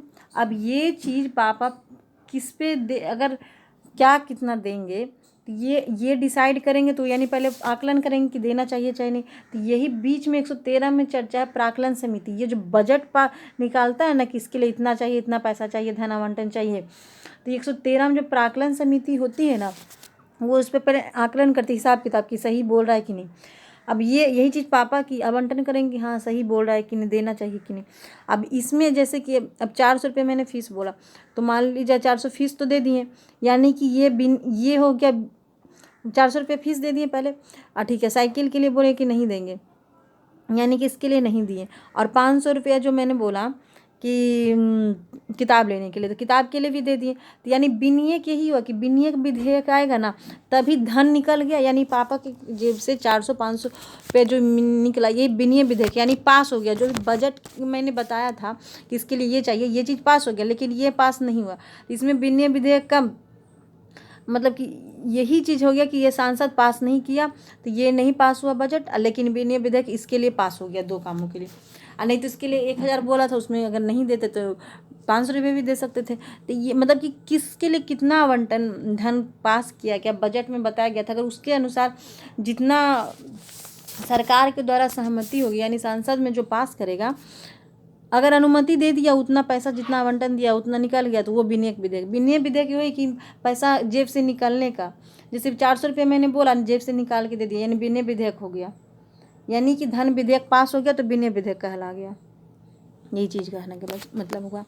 कहने का मतलब यही हुआ कि 14 में यही कहा गया, 11 में पहले धन विधेयक निकाल दिए, 10 में परिभाषा मिल गया। इसके पहले 9 में इसके कुछ प्रावधान थे कैसे कैसे धन विधेयक रहेगा, यानी लोकसभा के पास ही होगा, लोकसभा ही पास करेगा, राज्यसभा इसमें नहीं रोक सकता। फिर 11 में बोला गया, इसका परिभाषा दिया गया, वो हस्ताक्षर राष्ट्रपति पहले ही कर देते हैं, कोई पहले रोक नहीं सकते। फिर 11 में बोला गया कि विधेयक पर राष्ट्रपति की अनुमति होनी चाहिए, तो हो तो ही जाता है। तो फिर बजट, अब जो भी विधेयक लाता है उस पर बजट निकालता है कि रेल के लिए इतना चाहिए, फिर हाईवे के लिए इतना चाहिए, ये चीज़ इतना चाहिए। तो ये बजट निकाल दिया कि इसके लिए इतना चाहिए, वो पैसा भी निकला नहीं है आरबीआई से। तो आरबीआई के पास सरकार का धन रहता है ना, तो उसको निकालने के लिए सांसद से, जो देखिए जब सांसद विनियोग विधेयक पारित नहीं करता तब तक धन नहीं निकलता, इसी कारण इसे राष्ट्र कोष का रक्षक कहलाता है। देखिए जब तक हाँ नहीं बोलेंगे वो तो पैसा निकला नहीं, हो तो बैंक में ही रह रहा, और जब तक हाँ बोले तब वो बैंक से निकाल सकता है, यानी तब बैंक वाला उसको देगा। तो ये विनियोग विधेयक दिखाने पर ही बैंक वाला पैसा देता है सरकार को, बजट पास, उसी को बजट पास बोलते हैं। फिर इसके बाद 14 के बाद है ना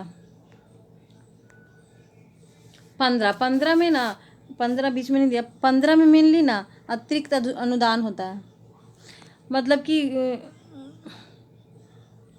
सप्लीमेंट्री कार्य के लिए, यानी अतिरिक्त अनुदान मतलब कि कोई भी पहले से जो काम चल रहा था वो बीच में रुक गया, धन खत्म हो गया, तो उसके लिए फिर से मतलब बजट पास करके उसके लिए फिर से मतलब पैसे का अनुदान करना हो, अतिरिक्त अनुदान। यानी पहले पास हुआ था उससे काम नहीं चला, जैसे कि कोई काम के लिए 2000 करोड़ पास हुआ था, जैसे कि मान लीजिए हाईवे बनाने के लिए 2000 करोड़ का पास हुआ था, ठीक है, तो वो उससे हाईवे नहीं बन पाया, अब और पैसा चाहिए तो और उसमें चाहिए, तो और पैसे के लिए फिर से बजट निकालेगा, तो फिर यही सप्लीमेंट्री विधेयक कहलाता है, अनुदान।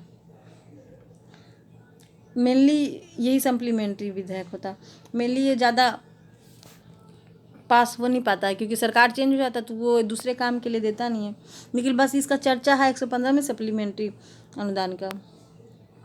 फिर 15 में वही है, फिर 16 में है लेखानुदान कितना खर्च हुआ, तो लेखानुदान वही जो लोक लेखा समिति है उसको देखेगा। 17 एक वित्त विधेयक होता है। देखिए धन विधेयक अलग हो गया, वित्त विधेयक। धन विधेयक हो गया जो पूरा वर्ष में क्या खर्च होना चाहिए घर में, वही देश में जो, और वित्त विधेयक है अब कुछ डेवलपमेंट कार्य के लिए एक्स्ट्रा, मतलब डेवलपमेंट कार्य के लिए वित्त विधेयक उसको बोलते हैं, डेवलपमेंट कार्य के लिए।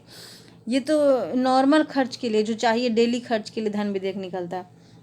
वित्त विधेयक है ना कि डेवलपमेंट कार्य के लिए निकला जाता है, तो इसी को फाइनेंस बिल या वित्त विधेयक बोलते हैं। ओके, यही चीज़ है इसमें। और एक इसके बाद वित्त विधेयक हो गया, धन विधेयक। तो यही हम लोग को याद रखना कि वित्त विधेयक की चर्चा किस में है, बस इतना।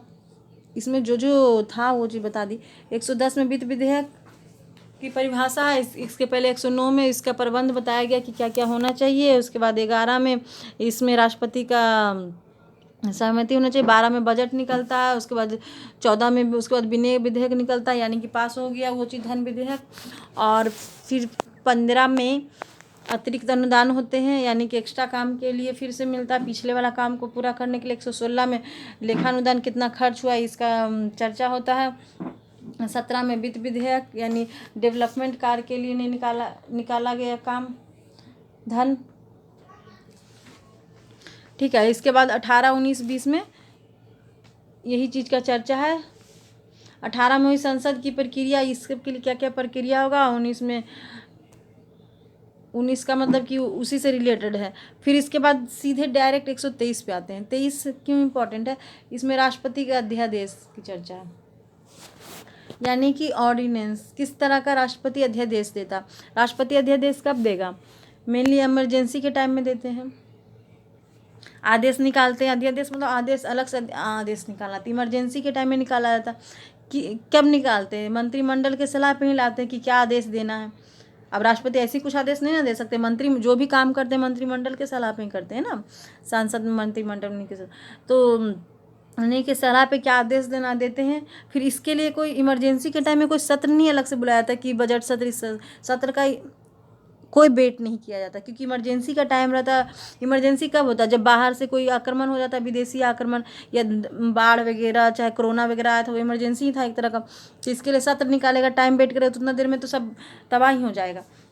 तो इसीलिए सत्र को कोई वेट नहीं किया जाता, सिर्फ मंत्रिमंडल के सलाह पे वो आदेश जारी कर देते हैं। वही टेम्प्रोरी वर्क के लिए उनका कानून, जो मतलब कि वो एक तरह का कानून जारी करते थे। कितने दिन तक उसका टेम्प्रोरी काम रहता है, 6 महीने तक। मतलब कि अगर आदेश जारी कर दिए तो 6 महीने तक एक सत्र बैठा के फिर उसको आगे बढ़ा सकते हैं। 6 महीने तक, 6 महीने तक क्यों, क्योंकि सत्र का क्या होता है, बजट सत्र, पहले बजट सत्र आता है, फिर 3 सत्र आते हैं ना, तो 3 सत्र में मेनली गैप 3 महीने से ज़्यादा मतलब आ ही जाता है। 6 महीने के अंदर एक सत्र आ ही जाता है, बजट सत्र, मानसून सत्र और शीत सत्र। तो ये फरवरी मार्च में आता है, फिर जुलाई जून में, और फिर एक नवंबर में। तो लगभग 3 महीने के अंदर ही एक सत्र आ ही जाता। तो जैसे ही अध्यादेश जारी करेंगे तो टेम्प्रोरी मतलब क्या आदेश जारी किए हैं राष्ट्रपति, सत्र जैसे ही सत्र बैठेगा तो फिर नया कानून बनेगा ना। तो ये 6 महीने के अंदर अंदर एक सत्र बैठ ही जाएगा, उसके अंदर फिर राष्ट्रपति वाला कानून चला जाएगा, फिर ये जो सत्र संसद के द्वारा फिर से नया कानून पारित हो जाएगा। यही चीज़ बोला गया कि यानी कि जो अध्यादेश लाएंगे 6 महीने से ज़्यादा नहीं अवधि तक, 6 महीने अधिकतम अवधि होता है, मतलब 6 महीने के अंदर तक मैक्सिमम अवधि 6 महीने तक, ठीक है, होता है। अब 42 दिन के अंदर कोई भी एक सत्र आ जाएगा, उसी में मतलब कानून पारित हो जाए। अध्यादेश मंत्री की सलाह पे आता है और कितनी भी बार लाया जा सकता है, वही कितनी भी बार लाया जा सकता है। अब जितने दिन तक इमरजेंसी रहेगा कितनी भी बार आ सकता है। फिर इमरजेंसी का अलग से चर्चा। तो हम लोगों ने कंप्लीट कर चुके हैं 123 तक। देखिए तो जो भी क्या क्या देख लिए हम लोगों ने, राष्ट्रपति का पद देख लिया, उपराष्ट्रपति देख लिए, मंत्रिपरिषद देख लिए, मंत्रिपरिषद में मंत्री कैसे होते हैं, कैबिनेट मिनिस्टर, राज्य मंत्री।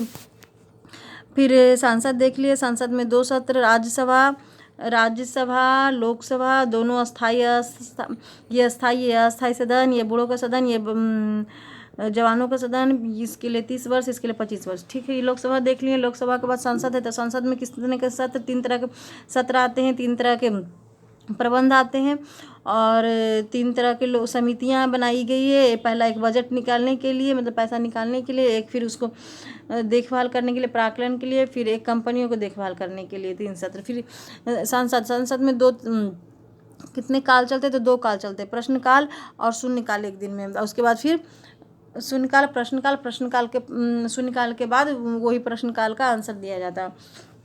ये चीज़ सांसद से रिलेटेड हो गया। फिर सांसद में ज्ञान पूर्ति होना चाहिए। तो 100 नंबर में देखा कि सांसद में जितना भी आदमी है उसका मतलब कि जितना भी सांसद नियुक्त है उसके 1/10 लोग प्रेजेंट होने चाहिए, तभी काम चलेगा, नहीं तो संसद की क्रिया आगे नहीं बढ़ेगी। जितना देख लिया। इसके बाद फिर संसद में क्या होता है, तो फिर संसद में ही पास होता है वित्त विधेयक निकाला जाता है। वित्त विधेयक में कौन, लोकसभा का ही मेन वर्चस्व रहता है, वही पास करेगा। रोज राज्यसभा को भेजेगा, वो करे तो करे, नहीं तो करे तो फिर लोकसभा ही काम करेगा। लोकसभा के बाद वित्त विधेयक वित्त विधेयक के लिए राष्ट्रपति मना नहीं कर सकते हैं, राष्ट्रपति मना नहीं कर सकते, इसके लिए राष्ट्रपति अनुमति पहले ही दे देते हैं। इसके लिए फिर बजट निकाला जाता है पहले साल में, यानी कि कितने किस चीज़ पे खर्च होगा, तो इसके लिए बजट पास हो गया, मतलब कि विनियोग, इसके लिए विनियोग विधेयक यानी धन निकालने की क्रिया, धन अगर हाँ बोल दिया तो यानी विनियोग विधेयक पास हो गया, विनियोग विधेयक निकल गया। और फिर 117 में है धन वित्त विधेयक यानी फाइनेंस बिल, ये डेवलपमेंट कार्य के लिए में नहीं निकाला जाता है। और फिर 123 में राष्ट्रपति का अध्यादेश आता है, यानी कब आएगा, इमरजेंसी के टाइम में मेनली आता है, मेनली ज़्यादा से ज़्यादा 6 महीने तक रहता है, मेनली 42 दिन के अंदर कोई भी एक सत्र आ जाता है, तो सत्र सांसद द्वारा फिर एक नया नियम बनाया था। ये कितनी बार भी बनाया जा सकता है राष्ट्रपति के द्वारा कानून, ये मंत्रिमंडल के सदा पर ही नया अध्यादेश जारी करते हैं। 123 तक देख लिए हम लोग जितना भी था मतलब मेन संघ में काम। उसके बाद सुप्रीम कोर्ट आता है, सुप्रीम कोर्ट चर्चा 124 में है, तो जल्दी से इसको भी देख लेते हैं। सुप्रीम कोर्ट यानी उच्चतम न्यायालय, सर्वोच्च न्यायालय, यानी इससे ऊंचा कोई न्यायालय नहीं, इसके फैसले के बाद किसी का फैसला नहीं चलता, सुप्रीम कोर्ट ही सबसे ऊंचा न्यायालय है। राष्ट्रपति से रिलेटेड, उपराष्ट्रपति से रिलेटेड, यानी बड़े बड़े पद से रिलेटेड जो भी मामले रहते हैं सुप्रीम कोर्ट में आते हैं। इसका चर्चा 124 में, ये भी यूएस से लिया गया, यूएस से और क्या लिया गया था, फंडामेंटल राइट भी यूएस से लिया गया था। इसके पीछे जो आर्टिकल भाग 3 में था, ठीक है। सुप्रीम कोर्ट में मेनली कितने जज अभी होने चाहिए, तो सुप्रीम कोर्ट में 33 जज और प्लस एक चीफ जस्टिस ऑफ इंडिया, यानी टोटल 34 जज होने चाहिए, ठीक है। राष्ट्रपति के, ठीक है, हाँ चलिए, तो 34 जज होने चाहिए। सुप्रीम कोर्ट का यूएस से लिया गया। योग्यता क्या होनी चाहिए, तो देखिए सुप्रीम कोर्ट में जज बनने के लिए पहले हाई कोर्ट में 10 साल तक वकालत किए होने चाहिए, या 5 साल तक जज होने चाहिए, ये इनका योग्यता यानी क्वालिफिकेशन होना चाहिए। फिर जो भी सुप्रीम कोर्ट के जज बनेंगे तो वो राष्ट्रपति के नज़र में ही रह के बनेंगे, यानी राष्ट्रपति जो भी कानून बनेगा तो राष्ट्रपति उसमें देखेंगे कि क्या कानून बन रहा है, ठीक है, क्योंकि बड़े पद का बात है तो बड़ा पद वाला ही देखेगा। नहीं, ये गलत दिया हुआ, 33 + 1 34 जज होते हैं इसमें, 29 + 2 नहीं, ये गलत है, 33 + 1 34 जज टोटल होते हैं, ठीक है। और जज हैं तो क्वालिफिकेशन तो ये चाहिए, लेकिन उम्र कितना चाहिए, 65 वर्ष तक उम्र होनी चाहिए। कार्यकाल मतलब कि 65 वर्ष तक वो काम कर सकते, 65 वर्ष पूर गया तो उसके बाद वो रिटायर हो जाते हैं। और उनका कार्यकाल कितने दिन होता है, 5 साल का, 1 मिनट, 5 साल का कार्यकाल नहीं होता है, सॉरी, इनका कार्यकाल 6 साल होता है, वो सब राष्ट्रपति का देख रही थी ना, उसी से याद मेरा, 6 साल इनका कार्यकाल होता है, 65 वर्ष तक काम कर सकते हैं। देखिए सुप्रीम कोर्ट में जो भी जज होंगे ना, उसमें कितना पहले कम था, यही लिखा हुआ है ना 29 + 2, लेकिन पहले 7 + 1 CGI थे, फिर चेंज होके फिर 25 + 1 CGI बने।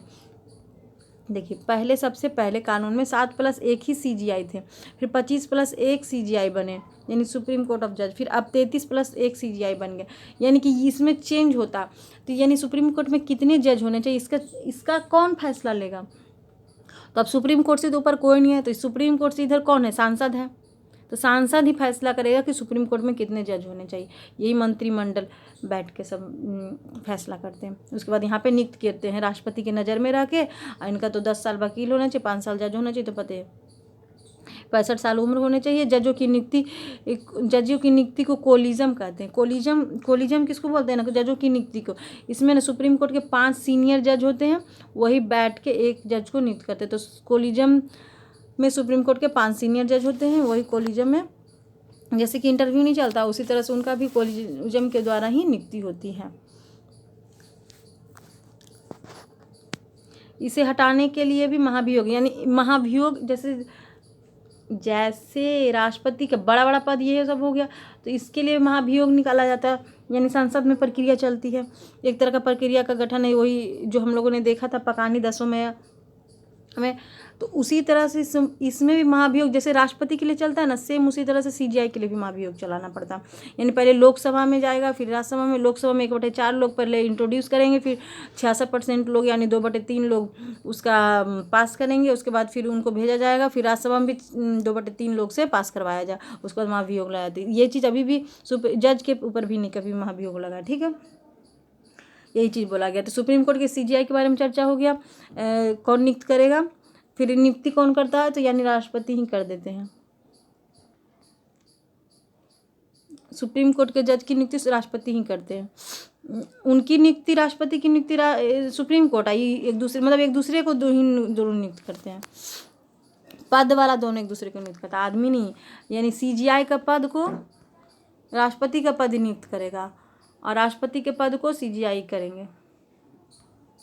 ठीक है। जिसको फिर 124 में सुप्रीम कोर्ट के जज की चर्चा है। 26 में उतना कुछ इम्पोर्टेंट नहीं है। 26 में एग्जीक्यूटिव, मतलब जो भी एग्जीक्यूटिव चीफ जस्टिस की चर्चा, यानी टेम्प्रोरी वर्क के लिए जो सुप्रीम कोर्ट में जज रहेंगे ना, उनका चर्चा है। यानी अगर सुप्रीम कोर्ट के जज नहीं रहे, सीजीआई नहीं रहे, कहीं गए हुए हैं, छुट्टी पे है या उनकी मृत्यु हो गई, तो उनके जगह पे टेम्प्रोरी रूप से कौन वर्क करेंगे, तो 126 में यही चीज़ की चर्चा है। फिर 127 में एडॉप्ट जज। एडॉप्ट जज मतलब इसका अर्थ इसके लिए, यानी एडॉप्ट मतलब कि कोई एक्स्ट्रा जज, इस तदार्थ जज। तो यानी जो एडॉप्ट जज है ना, 33 जज है ना, इसी को एडॉप्ट बोलते हैं। एक जो सीजीआई है तो उनको चीफ जस्टिस ऑफ, ये एडॉप्ट जज 33 जज है ना, उनमें से यही चीज़ होते हैं। 33 जज को एडॉप्ट जज भी बोलते हैं। इसकी भी नियुक्ति राष्ट्रपति ही करते हैं। यही बस। इस सुप्रीम कोर्ट के जजों की संख्या में कमी आती है तो हाई कोर्ट के जज अस्थायी जज लिए थे सिकोचा। देखिए ये 33 + 1 था ना, 34, तो ये तो सीजीआई हो गया, ये 33। तो इनमें से अगर 33 में कोई जज कम गए, मर गए, चाहे कहीं चले गए या उनका कार्यकाल खत्म हो गया, रिटायर हो गए, तो कम जाएंगे। तो इस 33 को कहाँ से भरेंगे, तो हाई कोर्ट वाले ही होने चाहिए। इसका योग्यता क्या है कि 10 साल तक वकालत करें या 5 साल तक जाए, तो कोई ये इनका ये क्वालिफिकेशन जिसके पास रहेगा वो यहाँ पे आएंगे, तो यही हाई कोर्ट से बुलाया जाएगा। वही हाई कोर्ट से जो बुलाया जाता है ना जज, उसी को एडॉप्ट जज बोला जाता है। फिर 131 में क्या, 127 तक हो गया ये। 28 में जब हाई कोर्ट में नहीं अवेलेबल है, तो देखिए 128 में क्या बोला गया, जब हाई कोर्ट का भी जज नहीं है, सब अपने अपने काम में व्यस्त हैं, सब हाई कोर्ट में भी कम है जजों की, क्योंकि सब हाई कोर्ट में भी भरे हुए इतने सारे केस है। तो 28 में बोला गया ना कि जब हाई कोर्ट में नहीं है ना, तो रिटायर्ड जो जज हो चुके हैं उनको बुलाया जाएगा। जो पुराने रिटायर्ड जज हैं उनको बुलाया जाएगा, और वो एडॉप्ट जज, मतलब कि एडॉप्ट जज के रूप में नियुक्त होंगे, 33 वाले में नियुक्त होंगे। ठीक है। फिर 129, अरे सब चर्चा ही नहीं है। फिर 129 में क्या चर्चा किया है ना कि जो भी जज अपना फैसला देगा उसका रिकॉर्ड एक रहेगा, कोर्ट ऑफ रिकॉर्ड रहेगा। जो भी पुराना पिछला फैसला हो चुका, जो नया फैसला होगा, वो सबका रिकॉर्ड रहेगा। ठीक है। 29 में। अब 30 में बोला गया ना सुप्रीम कोर्ट का स्थान कहाँ पे, तो दिल्ली में है। ये चीज़ बताया गया, कहाँ पे सुप्रीम कोर्ट है, तो दिल्ली में है। ठीक है। देखिए 131 ये इम्पोर्टेंट थोड़ा है, इसीलिए इसके बारे में ज़्यादा दिया। 131 क्या है ना, 28 तक देख लिए, 27 तक दिया एडॉप्ट जज। फिर 28 में कि हाई कोर्ट से रिटायर्ड जज को बुलाया जाएगा। 30 में बोला गया है ना कि इसका स्थान दिल्ली में रहेगा। 31 में क्या बोला जा रहा है ना कि सुप्रीम कोर्ट में जो भी क्या क्या, मतलब कि इसकी शक्तियाँ क्या हैं, क्या आरंभिक अधिकार क्या था। देखिए सुप्रीम कोर्ट में केंद्र राज्य से कोई भी विवाद रहेगा तो सुप्रीम कोर्ट में ही जाएगा, और राज्य में विवाद रहेगा तो सुप्रीम कोर्ट में जाएगा। और कौन कौन सा विवाद गया था इससे पहले, राष्ट्रपति उपराष्ट्रपति से रिलेटेड कोई बड़े पद, मुख्यमंत्री, मंत्रिमंडल, ये सब से रिलेटेड जो भी केस जाएगा ना वो सुप्रीम कोर्ट में। वही फिर अलग से चर्चा किया गया 131 में कि स्टेट में अगर लड़ाई हुआ, स्टेट सेंट्रल में लड़ाई हुआ, तो ये सब जो भी मामला जाएगा सुप्रीम कोर्ट में सीधे जाएगा और कहीं नहीं जाएगा। फिर 31 के बाद बीच में 32 में, 33 में इम्पोर्टेंट नहीं है, बस 32 में कैसे अपील करना सुप्रीम कोर्ट में, 33 में सिविल अपील कैसे करते हैं, सेशन अपील कैसे करते हैं, 35 में फेडरल अपील कैसे करते हैं, और 36 में अन्य न्यायालय यानी छोटे छोटे और न्यायालय ना, उसके बारे में चर्चा। 37 में क्या बोला गया कि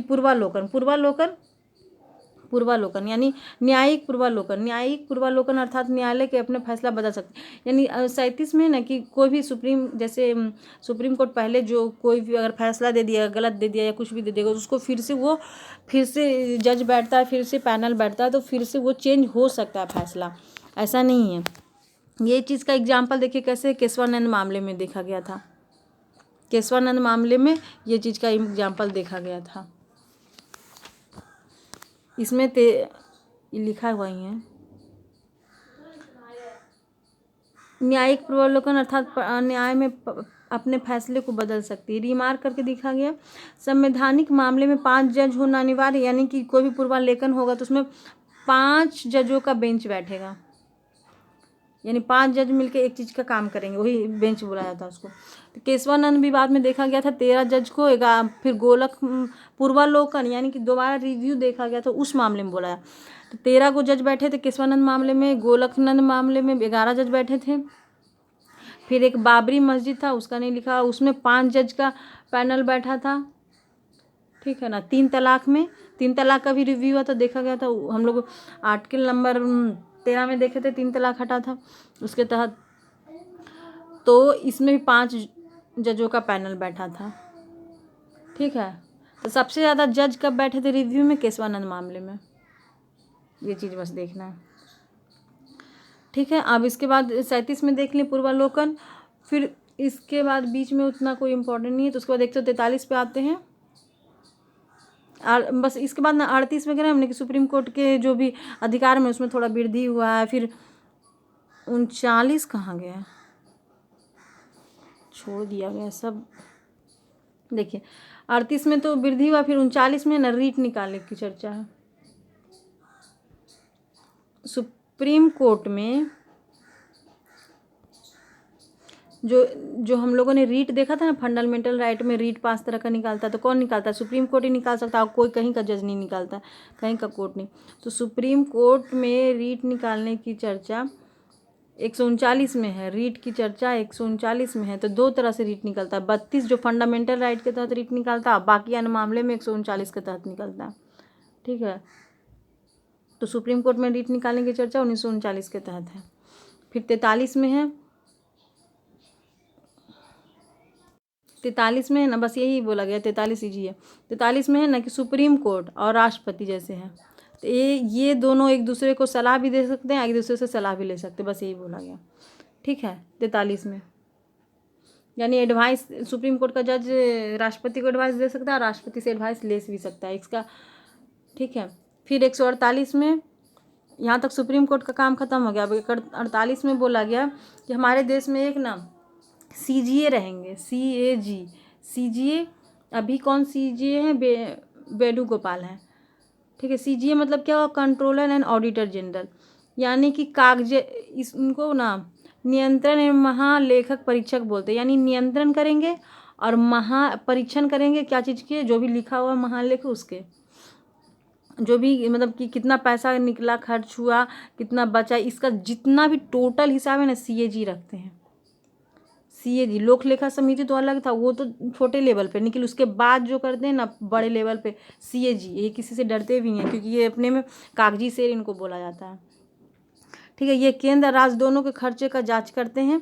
इनकी भी उम्र 65 वर्ष होगी, इनका भी कार्यकाल 6 साल तक रहता है। इनके हटाने के लिए भी महाभियोग लेना पड़ता है, ये क्योंकि बड़े बड़े पद है, तो यही बस बड़ा बड़ा वियोग रहता है। CAG की चर्चा 148 में ये पूछा जाता है, CAG की चर्चा 148 में है। अभी कौन है? तो भी मुर्मू जी भी हैं CAG, और इनका भी महाभियोग लगा के निकालना पड़ता है। ये पूरा पैसा का खर्चा देखते हैं जितना भी चला है, ठीक है। तो 148 खत्म हो गया। अब इसके बाद कोई उतना 51 तक है ना, देखिए। तो यहाँ पे 148 CG देख लिए, 51 तक देखना हम लोग को संघ का। देखिए इसने टोटल नहीं दिया। 49 में ना कि CAG के कर्तव्य क्या क्या, उसका बारे में थोड़ा सा चर्चा है, तो बस ध्यान में रखना कि CAG के कर्तव्य की चर्चा 49 में, यानी duty of power of CAG। और 150 में है, कुछ उतना इम्पॉर्टेंट नहीं है। 151 में, 150 में बस इन्हीं से रिलेटेड और क्या क्या काम करेंगे वो। 51 में है ना कि CAG जो भी रिपोर्ट, मतलब कि अब जैसे जांच उच कर लिए तो रिपोर्ट बनता है, तो रिपोर्ट किसको सौंपेंगे? राष्ट्रपति को सौंपेंगे। CAG की रिपोर्ट किसको सौंपा जाता है? राष्ट्रपति को सौंपा जाता है,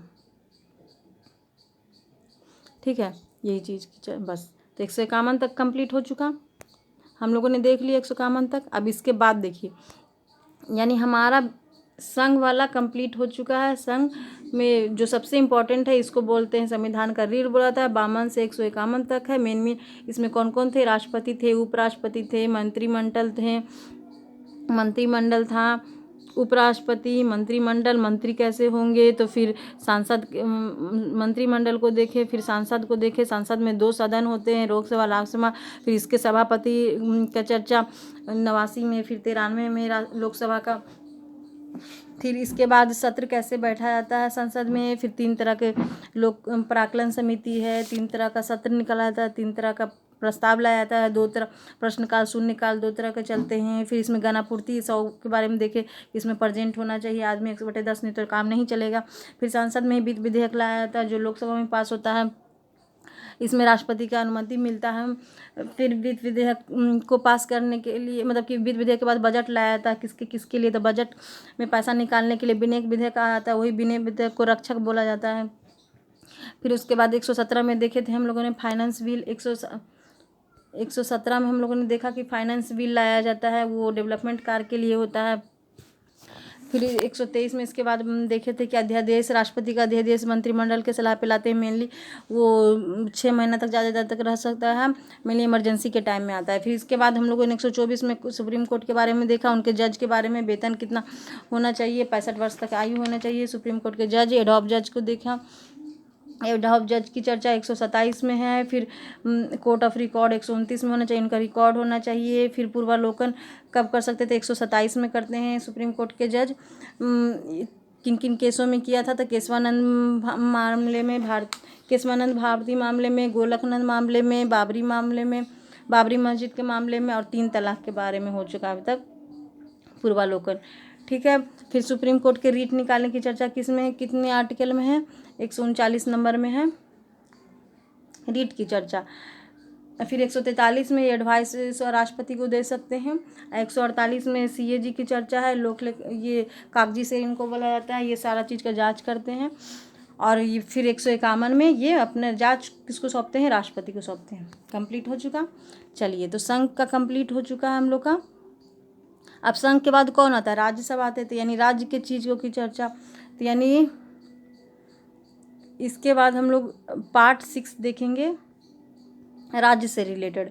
ठीक है, तो ये हम लोग नेक्स्ट वीडियो में देखेंगे, क्योंकि वीडियो बहुत लंबा हो चुका है। मैं बहुत सप्रेस करना चाह रही थी, फिर भी मेरे को खींचना पड़ा। तो इसका अगला वीडियो में 151 से 51 तक हो गया, 52 से 237 तक पार्ट 6 है, तो इसके बारे में खींचने की अगला वीडियो में देखेंगे। ठीक है, ओके फ्रेंड्स, मिलते हैं अब नेक्स्ट वीडियो में। चलिए, जब तक कि कैसा सेशन लगा, कुछ बताना चाह रहे हैं, कुछ गलती अगर हो तो कमेंट बॉक्स में लिखिए। Okay, bye, see you.